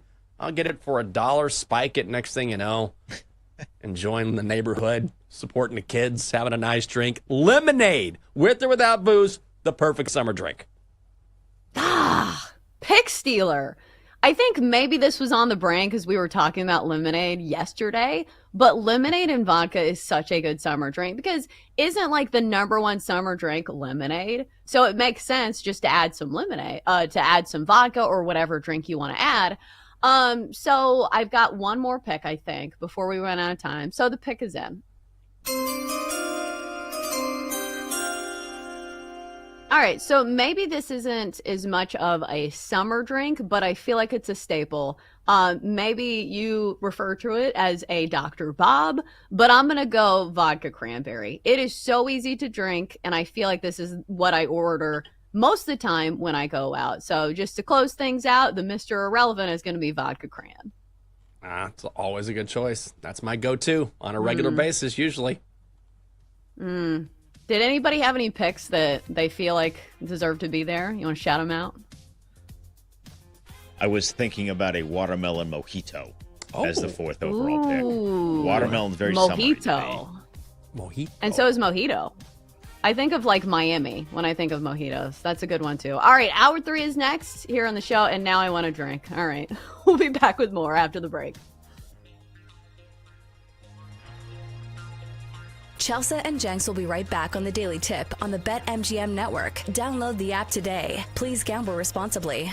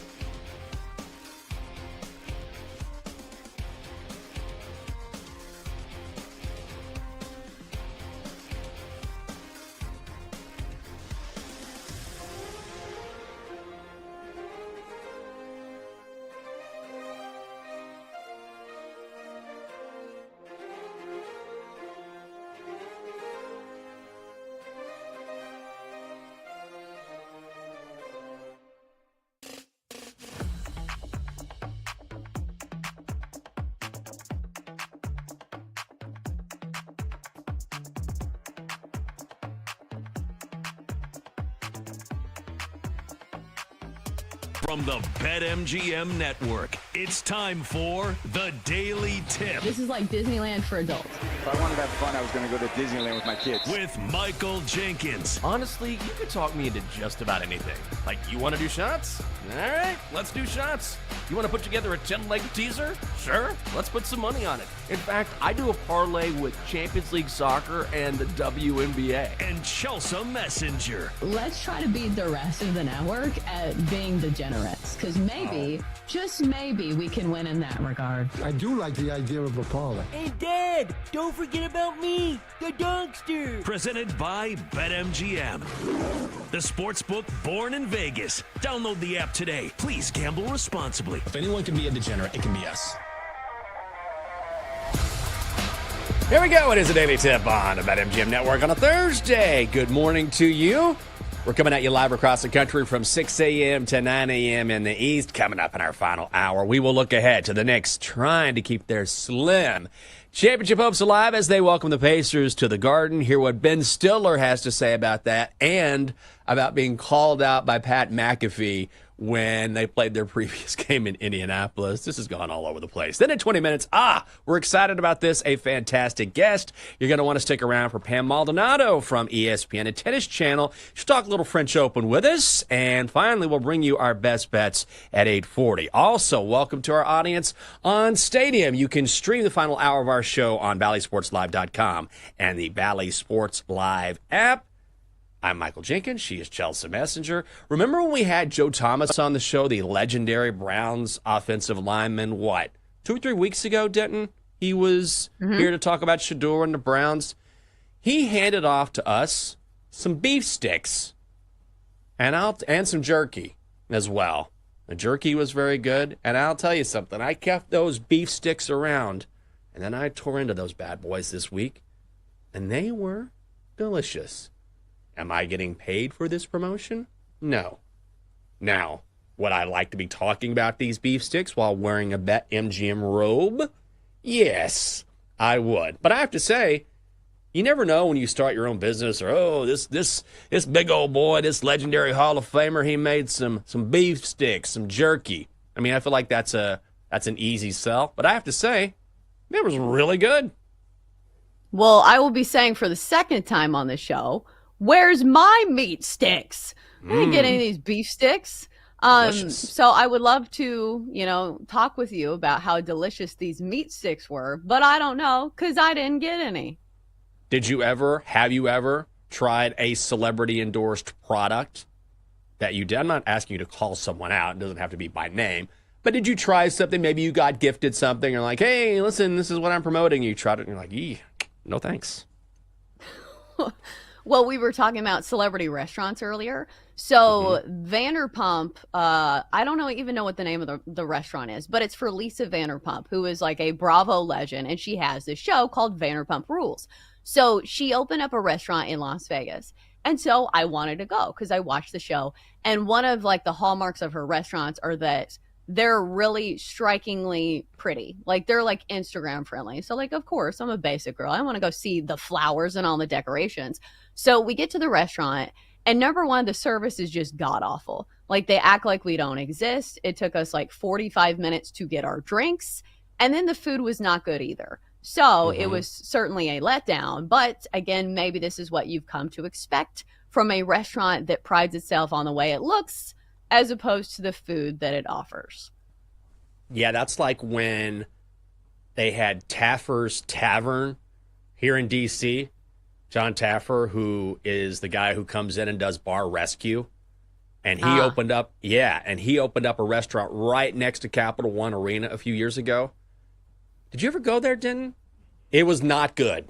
And I used to watch that show religiously. I'm like, oh, this guy knows how to run things because a lot of people, they just let their bars go. They just want to get hammered all the time. They don't want to actually run a business. And I was like, oh, this guy's the master at running a bar. It lasted for 2 years, and then they closed because of, quote, security concerns. Whatever, dude. I went there. I sat at the bar with a bunch of people, and let me tell you, they served the most sugary drinks you can imagine. They were not good. And the guy was like putting on a show behind the bar. Hey, what's your name again? Michael? Okay, Big Mike. Okay, let's get you. I'm like, okay. This is fine. First of all, don't call me Big Mike. That's weird. I just walked in and sat down, sir. Like, I don't know what's going on here. And so it was like this whole song and dance routine, and they served you a drink, and they were just sugary and all kind of thrown together. It was, and the food was just mediocre at best. I wasn't expecting some incredible culinary experience, but it was so disappointing. And now I can't watch a show anymore because I'm like, yeah, I've been to your place. It was not good at all. Who's the guy that does Hell's Kitchen? Is it Gordon Ramsay? Mm-hmm. I went to his restaurant in Las Vegas, and I didn't really like it either. And he's a chef. Like, that's the thing. Like, Lisa Vanderpump is not known for, like, her culinary, like, talents. But, like, Right. for the Gordon Ramsay one, I was very disappointed because your expectations, of course, are a lot higher. Again, I'm not somebody who, studied any of the culinary arts, but I just didn't really think the food was that great. Well, the food may not be great there, and food's not going to taste very good in Minneapolis if you're the Timberwolves heading back home after that loss last night. So let's recap this quickly and then talk about Knicks and Pacers. The Thunder just all over Minnesota last night, 124-94. The Thunder laying 9. They're minus 377 on the money line. Total set at 222, the under hits. And the Thunder, the best defensive team in the NBA. That's how they got it done last night. Randall off the bounce. Caruso knocks it away. Comes up with a steal. Throws it back and Gilgeous-Alexander. The unselfish play. All calls courtesy of ESPN. SGA, 34 points, 7 rebounds, 8 assists. He was everywhere, particularly in the first half. Gilgeous-Alexander left-handed lays it up and in. Chet Holmgren, 22 points, 7 boards. Jalen Williams, 19 points. The Thunder rolled to a victory. This was not close. They are going to the NBA Finals for the first time since 2012. Another 30-point-plus win. As Dillingham will dribble it out. Well, the magical season continues. The Oklahoma City Thunder are going back to the NBA Finals. Yes, they are, said Oklahoma City head coach Mark Daigneault after the game. We've got a lot of work to do to get to our ultimate goal, and this is not it. So that's all I'm focused on. I think we're both sort of surprised. Not that Oklahoma City closed the things out and covered the number here, but I personally thought that the Timberwolves would make this more competitive than we saw. Yeah, what a disappointment for Minnesota. A team that looked on paper like maybe they could present some type of a challenge to the Thunder, but we didn't see any challenges at all, especially in an elimination game. One would think that this is a game where they would come out with their hair on fire. But instead, they, started the first quarter with 9 total points. So the Thunder were up 26-9 in the first quarter. And that was pretty much the story of the game. They never looked back. It was a wire-to-wire winner for the Thunder. So now we start talking about, hey, what did the Timberwolves do wrong? Is this something they can correct? And I do think it starts with your superstar. Anthony Edwards is only 23 years old, so he still has plenty of time to get better. But if we're going to praise him for his good games, you got to critique him when he has the off nights, especially in an elimination game. The Thunder defense did a great job of limiting Anthony Edwards in this series, and he went below 20 points in 3 of the 5 games. You just can't have that from your superstar. I understand the defense was generational, and I think that's probably why the Thunder end up winning it all. But still, if you are the face of your franchise, you got to do better than 19 points in an elimination game. Yeah, and fortunately, he's still a young guy, has a great future in the NBA. There's been a lot of talk as to whether or not he is the future face of the NBA. I would say right now, it looks to be SGA, but certainly Ant Edwards has the talent to get there. It's just not quite what I thought we were going to get. Like I said earlier, I'm surprised it was the Nuggets that gave the Thunder a harder time than the Timberwolves did. Game 1 of the NBA Finals next Thursday in Oklahoma City. Still waiting for a winner of the Knicks and the Pacers. And we could find out tomorrow if that's going to be Indiana because they lead this series 3-1. Before we look ahead to what we expect tonight, so we've been talking about this during the break. If you saw the previous game in Indianapolis, you saw Pat McAfee do his best wrestling spiel, his promo, call out Ben Stiller and Spike Lee and some other celebrities who were in town for that game in Indianapolis. So Ben Stiller has now responded to that and did so yesterday on the Putback with Ian Begley. Timothy, had been on his show, And I was like, oh, that's your boy, that's your guy. And then, so when that happened, I was a little bit like, whoa, that's okay. But then the WWE aspect of it, I get it. He's like, it's just not the way it happens in New York. You know what I mean? It's not what, if you go on the Jumbotron, like they're going to show him, if he comes to the Garden, he should come to the Garden. He should come to the Garden for Game 5. And, they'll put him up on the screen and they'll show him punting the ball. And everybody will give him a nice cheer. So, that's how we do it in New York. But I get it. It was fun. I felt like he was just trying to get the crowd riled up. It was, a little bit out of the blue, but, He sounds like that he gets it now, but at the time he was sort of taken aback and kind of stunned at how boisterous it was at the time. Seems that way.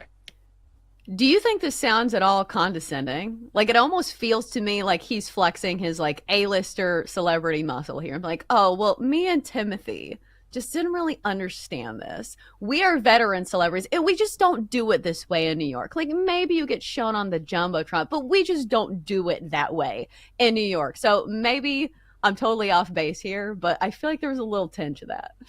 Yeah, it was sort of like, I guess you're a big deal in Indianapolis. In Indiana. Good for you.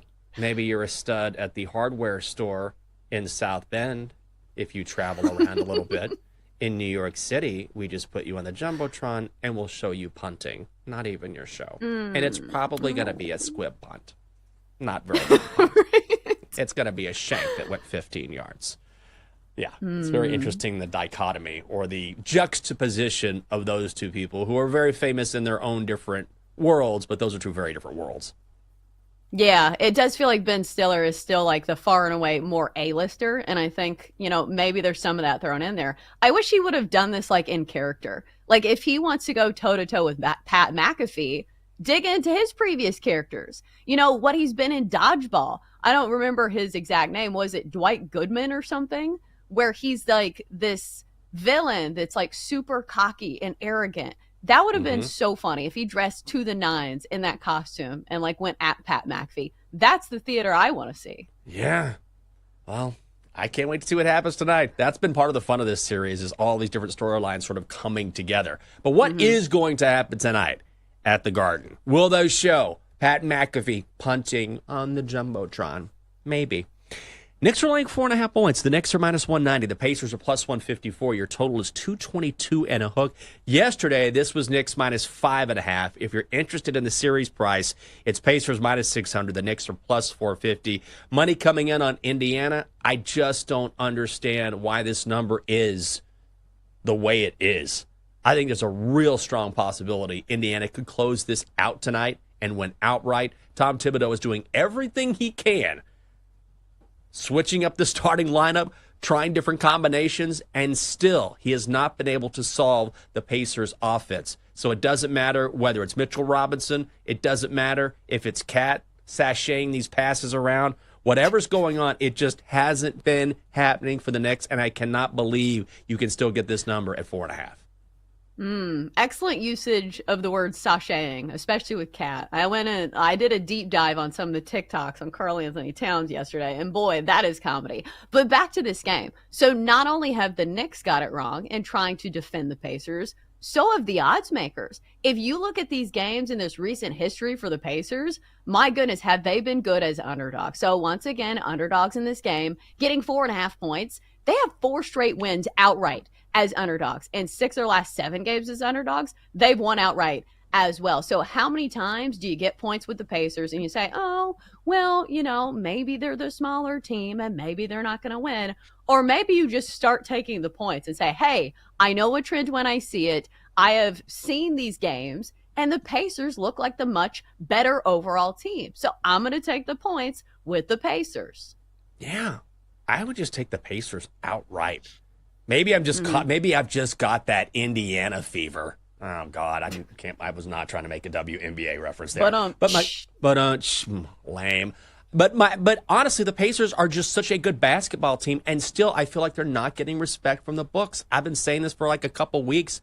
Maybe I'm missing something, but at this point, based on what we've seen in this series, I think the Knicks are worn out. I think they are tired. I think the Pacers' depth has worn them down, and it doesn't matter what combination that Tibbs goes with in the Knicks starting lineup. The Pacers are so deep, and I think they're going to run the Knicks ragged. I would take Indiana outright. Yeah, because that's the handicap is the deeper this series goes, the more advantage the Pacers have, simply because they have the deeper rotation and they have the fresher legs. So now sitting in game 5, I feel like this is when the gap starts to widen even more between the Pacers and the Knicks. Knicks need something to happen. Maybe Tracy Morgan throws up or something. They got to switch things up at the Garden. They just have not been good, but something needs to change. Coming up on the show, if you follow sports wagering at all, you certainly know Pam Maldonado, the betting analyst from ESPN, and Tennis Channel is going to join us next. I'm Jinx, she is Chelsea. This is the Daily Tip on the BetMGM Network.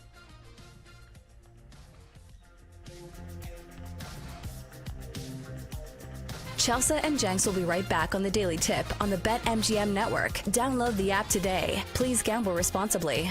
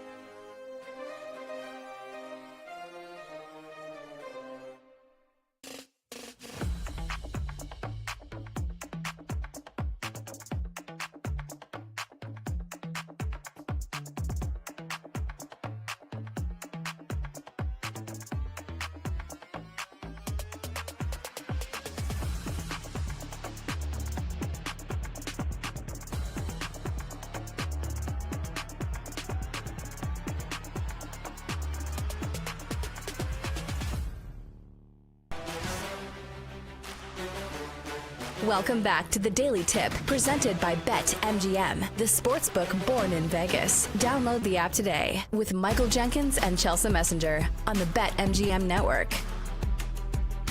Welcome back on a Thursday. It is the Daily Tip on the BetMGM network. Hope you're having a great morning.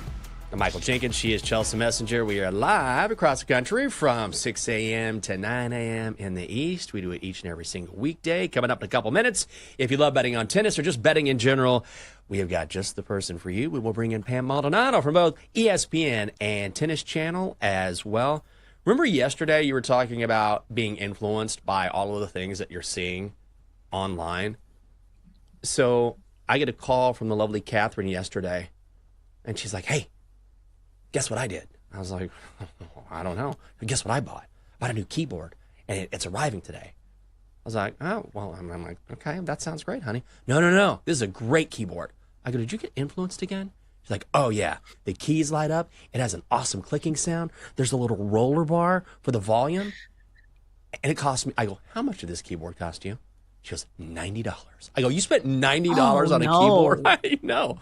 But here's the thing. I will say, I was laughing so hard. So she goes, oh, my God, I got to show it to you. And so, I mean, now, this woman, to her credit, works about a billion times harder than I do and is always on her keyboard. But it lights up, and it has this crazy, like, clicking sound, and she's super tactile-oriented.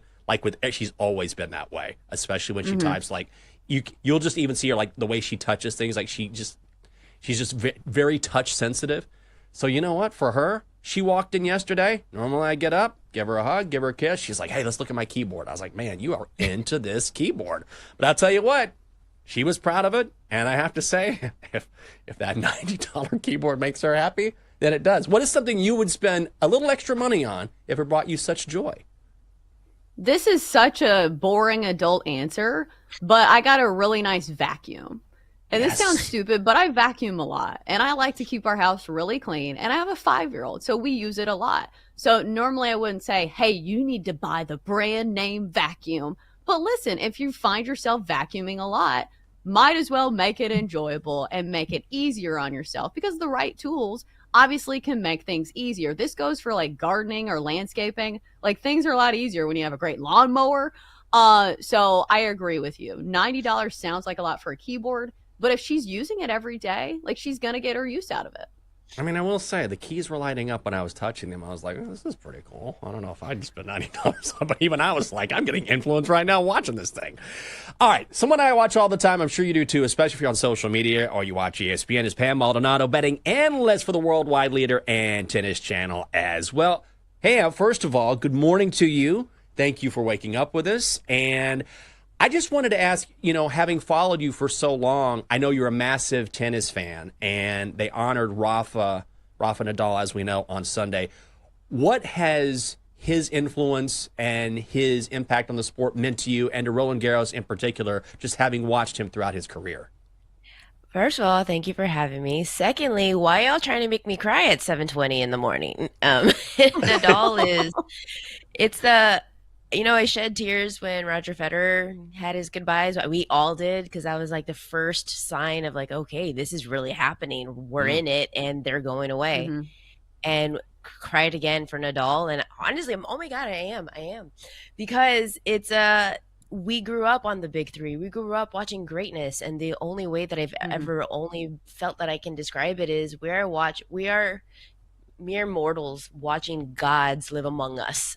And it is, I have such an obsession with tennis, because what these three guys, Federer, Nadal, and Djokovic, still doing is literally something we will never see again in our lifetime. We can talk about, Michael Jordan and all of these other great athletes, but they are a single individual who kind of took over their leagues. But in tennis, with the big three, you had three of the most competitive players in their sport competing against each other, and every single time they played, it was art on a canvas, because they made each other better, and you was never seeing the same thing twice. And it's a thing of beauty that we will never see again. Yeah, so as a casual tennis fan, obviously I'm not super into tennis. Like, who are the next big names? Like, is there anybody who's there that's going to be taking the torch? Because right now I'm looking just at the favorites to win the French Open. Carlos Alcaraz, I know I've seen you post about him before. Yannick Sinner, Novak Djokovic, of course, he has a great resume, but maybe not the tip of the top of his career right now. So who do you think takes over there? Is it Carlos Alcaraz? Lay out the scene for us. Yeah, so there's actually like an entire generation. We have players like Stefanos Tsitsipas, Alexander Zverev, even Andrei Rublev. These are the players that were with the big three, and you expected them to come on the rise, and they never did. Well, the players that came in right after them, you just mentioned one of them, Carlitos Alcaraz. Him along with Yannick Sinner, those are the two players that said, okay, we're here, we're taking the torch, and we are moving on. Alcaraz is I talk about a thing of beauty. That's him. Everything that the big three showcases of their playing styles, the grit, the fight, the finesse. Alcaraz has all of the traits of the big three, a little bit of Federer, a little bit of Nadal, a little bit of Djokovic wrapped into one, and then out comes Carlitos. So this is why he's grown over the last few years in fanship, and he's also just very humble, and you don't have that same type of charisma from Yannick Sinner. He has all of the power and all of the fight, and he's winning every title, but he doesn't have the same personality characteristics, yet those are the two guys right now that are sitting up at the top. So Pam, one thing I love about listening to your reading about your handicapping is that you really go into the weeds and really do the work. So when you're talking about tennis in particular, how do you quantify something like surface? Because clearly they're playing on clay as opposed to hard court or something else. Right.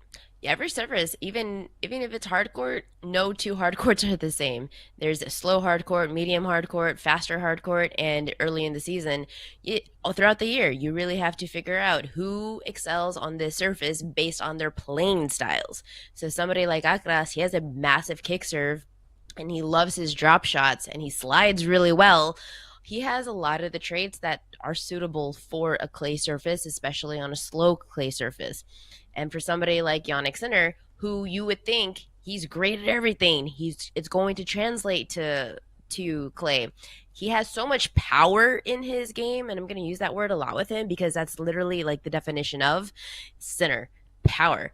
But weapons like that tend to get muted on slower surfaces like clay, so he's going to ramble through, the lower ranked players. But when he faces somebody like Alcaraz who can absorb all of that power, redirect, becomes a counterpuncher, well, then that becomes a little bit useless. So you have to know these traits. And there's what I love about tennis is you can only look at stats for so much. Football, I look at data. Golf, I look at data. When it comes to tennis, if you're not watching the matches, you're not going to know what's going on, both with the surface, both with the weather, both with all the players. You really have to embody what are they doing on these matches? How is it working out in real time in order to get a true feel of the possible outcomes?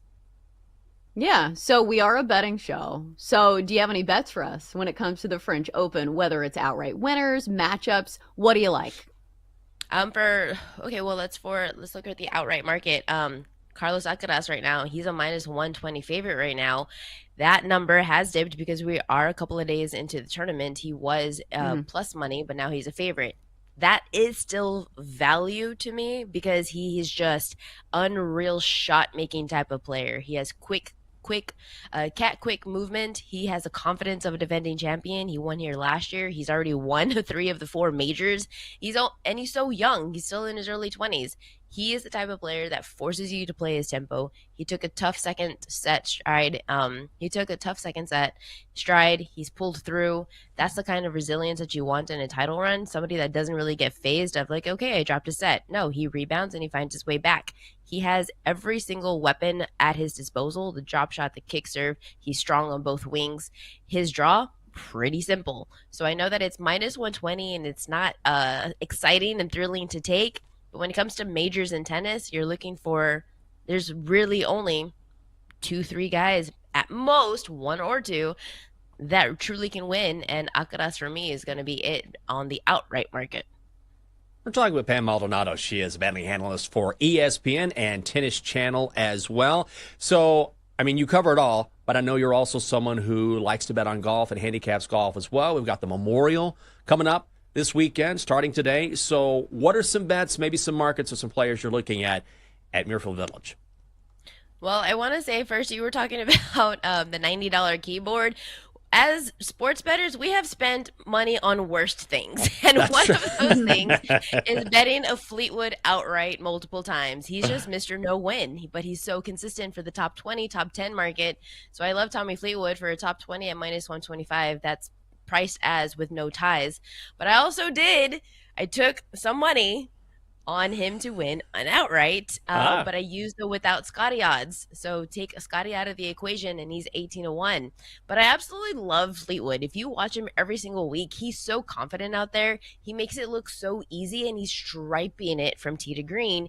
He's 5th best in the field. He leads in strokes gained around the green, which is something that you absolutely need from Muirfield Village because you're going to miss these greens. They're so small.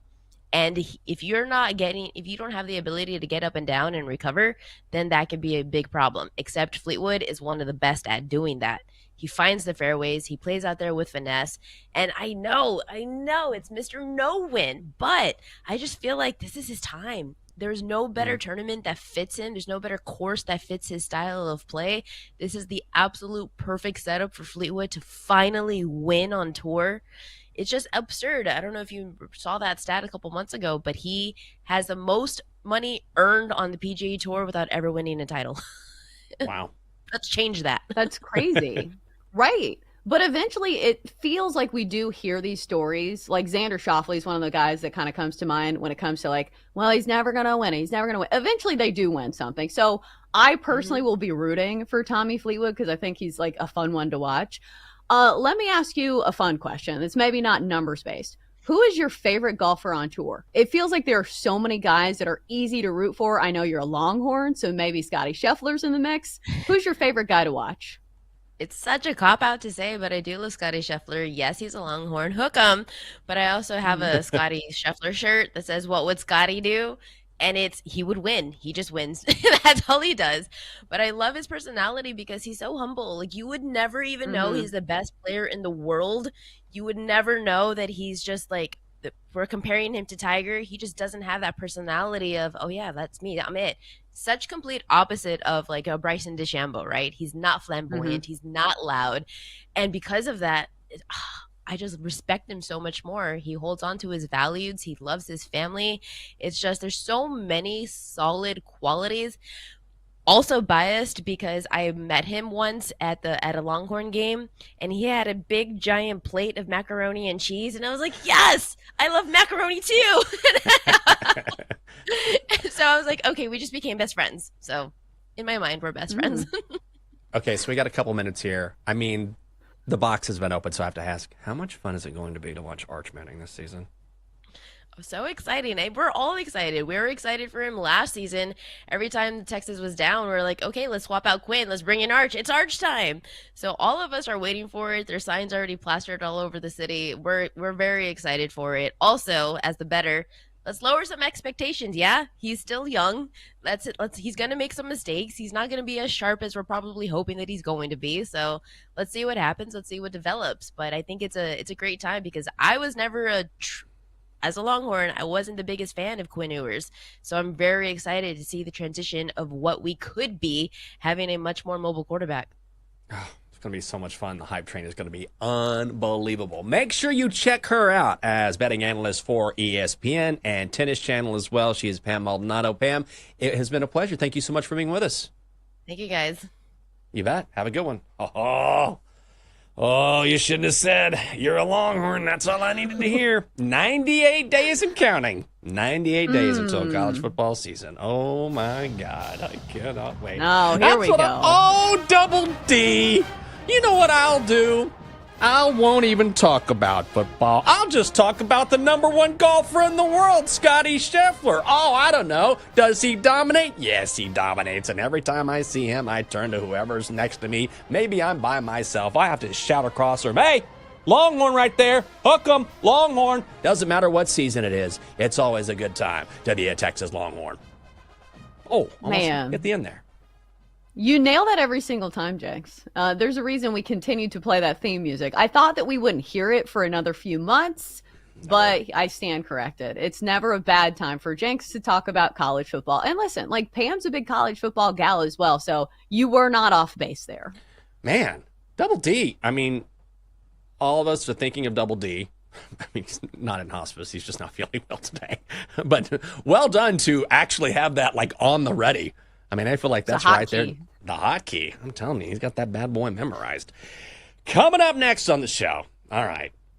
No more Longhorn talk, at least for today. But we have a short baseball slate. Got a little basketball tonight. Where are we going to go? We'll tell you our best bets, and we're going to talk with the Donkster as well. I don't know what he's up to today, but he's got a few things to say. That and a whole lot more coming up next. We're going to wrap up hour 3 of the Daily Tip on the BetMGM Network when we come back.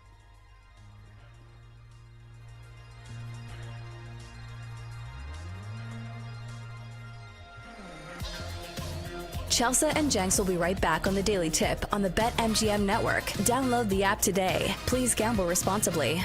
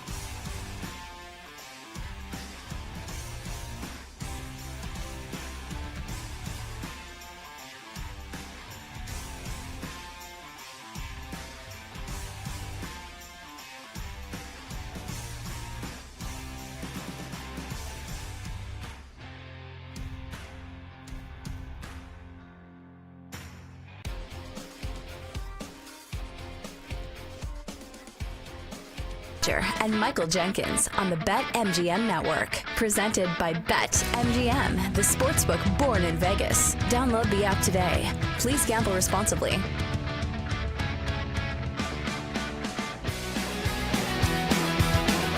There we go. Welcome back to the show on a Thursday. It is a daily tip on the BetMGM Network. I'm Michael Jenkins. She is Chelsea Messenger. Have your best bets coming up. We'll talk with the Dockster as well. I'll tell you one thing I don't think I'm ever doing again. I'm quitting cold turkey. I'm trying to put in my bets as I'm saying this. I don't think I'm ever going to take melatonin again. Ooh. I'm really? telling you, I usually need help falling asleep. I have been up since 1:30 this morning. Oh, no. I had one of the most violent dreams I have ever had. And I will spare everyone the details. But I mean, I woke up like, what in the hell was that? And I knew it was bad when I hear Catherine go, "Hey, you all right?" I'm like, yeah, I took some melatonin. I don't think I should. And I didn't take much. I took just a little bit. Like, not even a full pill. Like, this is just stuff you get off Amazon. This was not some sort of, like, crazy dosage or something. And then I was talking to ChatGPT. I'm like, hey, I'm not crazy, right? Are these things correlated? Because sometimes I believe that dreams, you know, your subconscious can absolutely come to light when you're sleeping. But then sometimes I think dreams don't mean anything. Like, it's just a scramble of whatever's in your head. And this definitely felt like a scramble. I'm like, I don't know what this was, but I don't want to do this again. So I think I'm done. I'm out.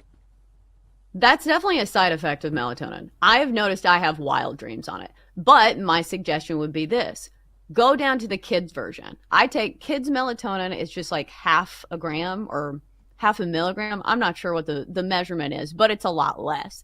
That way it gets you like a little drowsy, but you don't get the wild dreams. So there is an in-between there. I feel like people used to say this about Lunesta. Do you remember that drug? Oh, yeah. Where it was like the butterfly that came during the night in those commercials, and people reported like wild side effects. Like people were sleepwalking, people were doing all these wild things while they're still asleep, and now I feel like nobody takes Lunesta.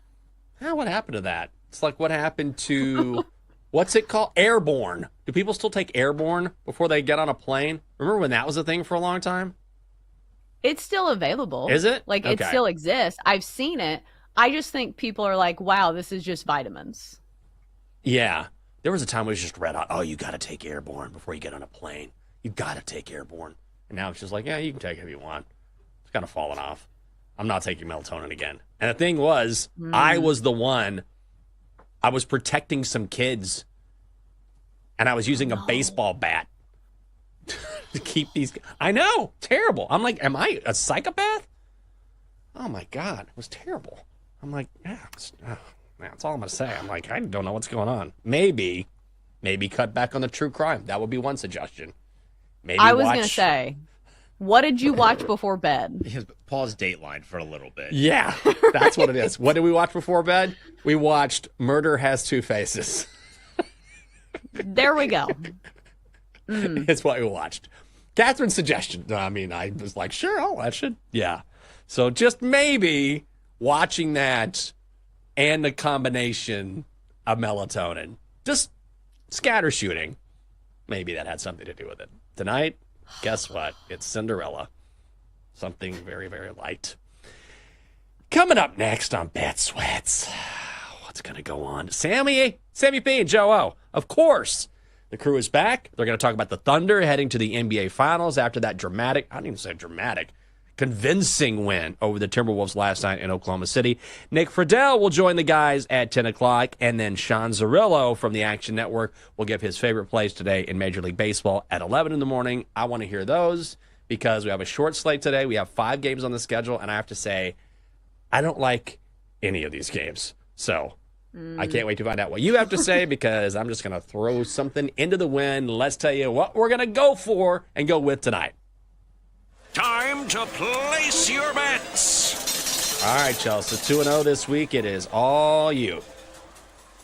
Yeah, I feel like a bit of a coward because I'm not just taking the Pacers and the points here because we've been rallying all show long for the Pacers because, listen, they've been good as underdogs. But I feel like this pick is correlated. So I'm going to go with a team total for the Pacers over 108.5 for minus 135 because it feels like that's the thing that we can bank on.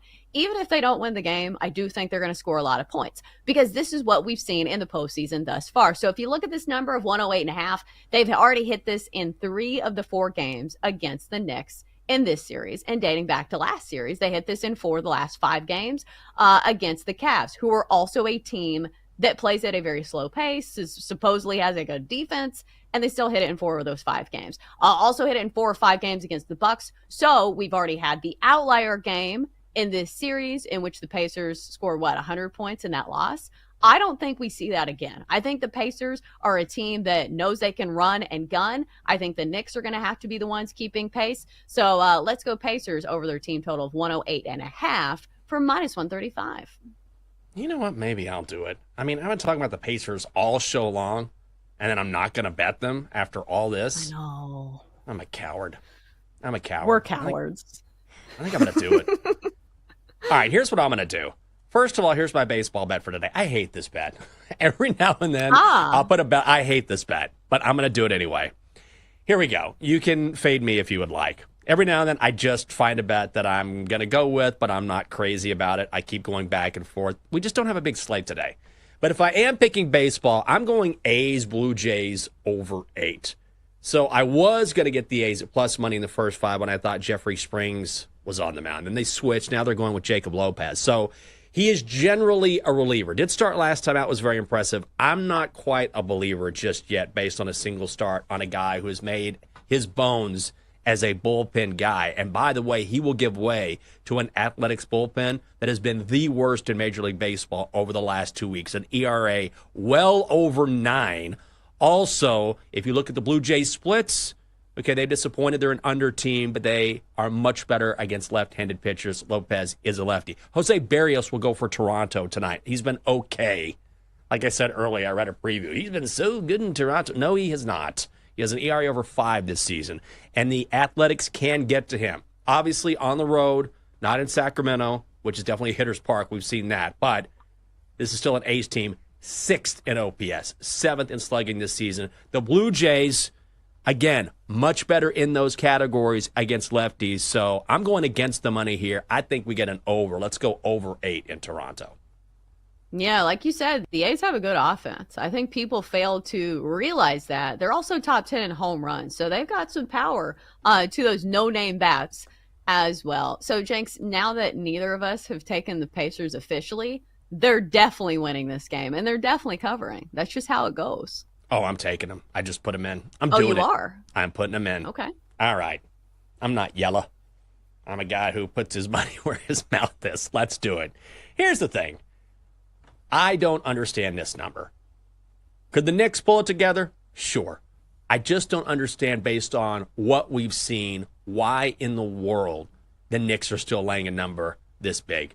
The Pacers are the better team. They are the deeper team. I think the Knicks are absolutely worn out. And Tom Thibodeau has done his best to switch around that starting lineup. Okay, maybe they have a bit of a rebounding edge, but you're losing some scoring punch. It doesn't matter what they've done. It just hasn't worked. The Pacers are unfazed. The Pacers are still undervalued. And Karl Anthony Towns, banged up. That is certainly not a good sign if you're the Knicks. And this is a team that is exhausted anyway. The Pacers' depth will wear them down. I will happily take Indiana and the points tonight. Pacers plus 4.5 against the Knicks. Let's just do it.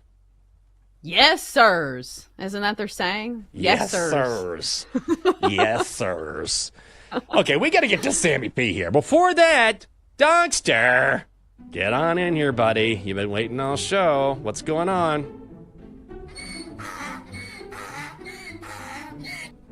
Yeah, I was listening to your segment earlier on the Blue Zone cruise, and it sounds like such a grift. Well, I mean, it's expensive, but, you know, you pay $1 million, you know, maybe a lifetime on a boat. That's not bad. Dad, I know. I'm not deaf. I have big ears. I heard all about it. pretty rude, Donkster. The point is, you can set sail with someone on this show free of charge. What, are you going to take people on the Potomac here in D.C.?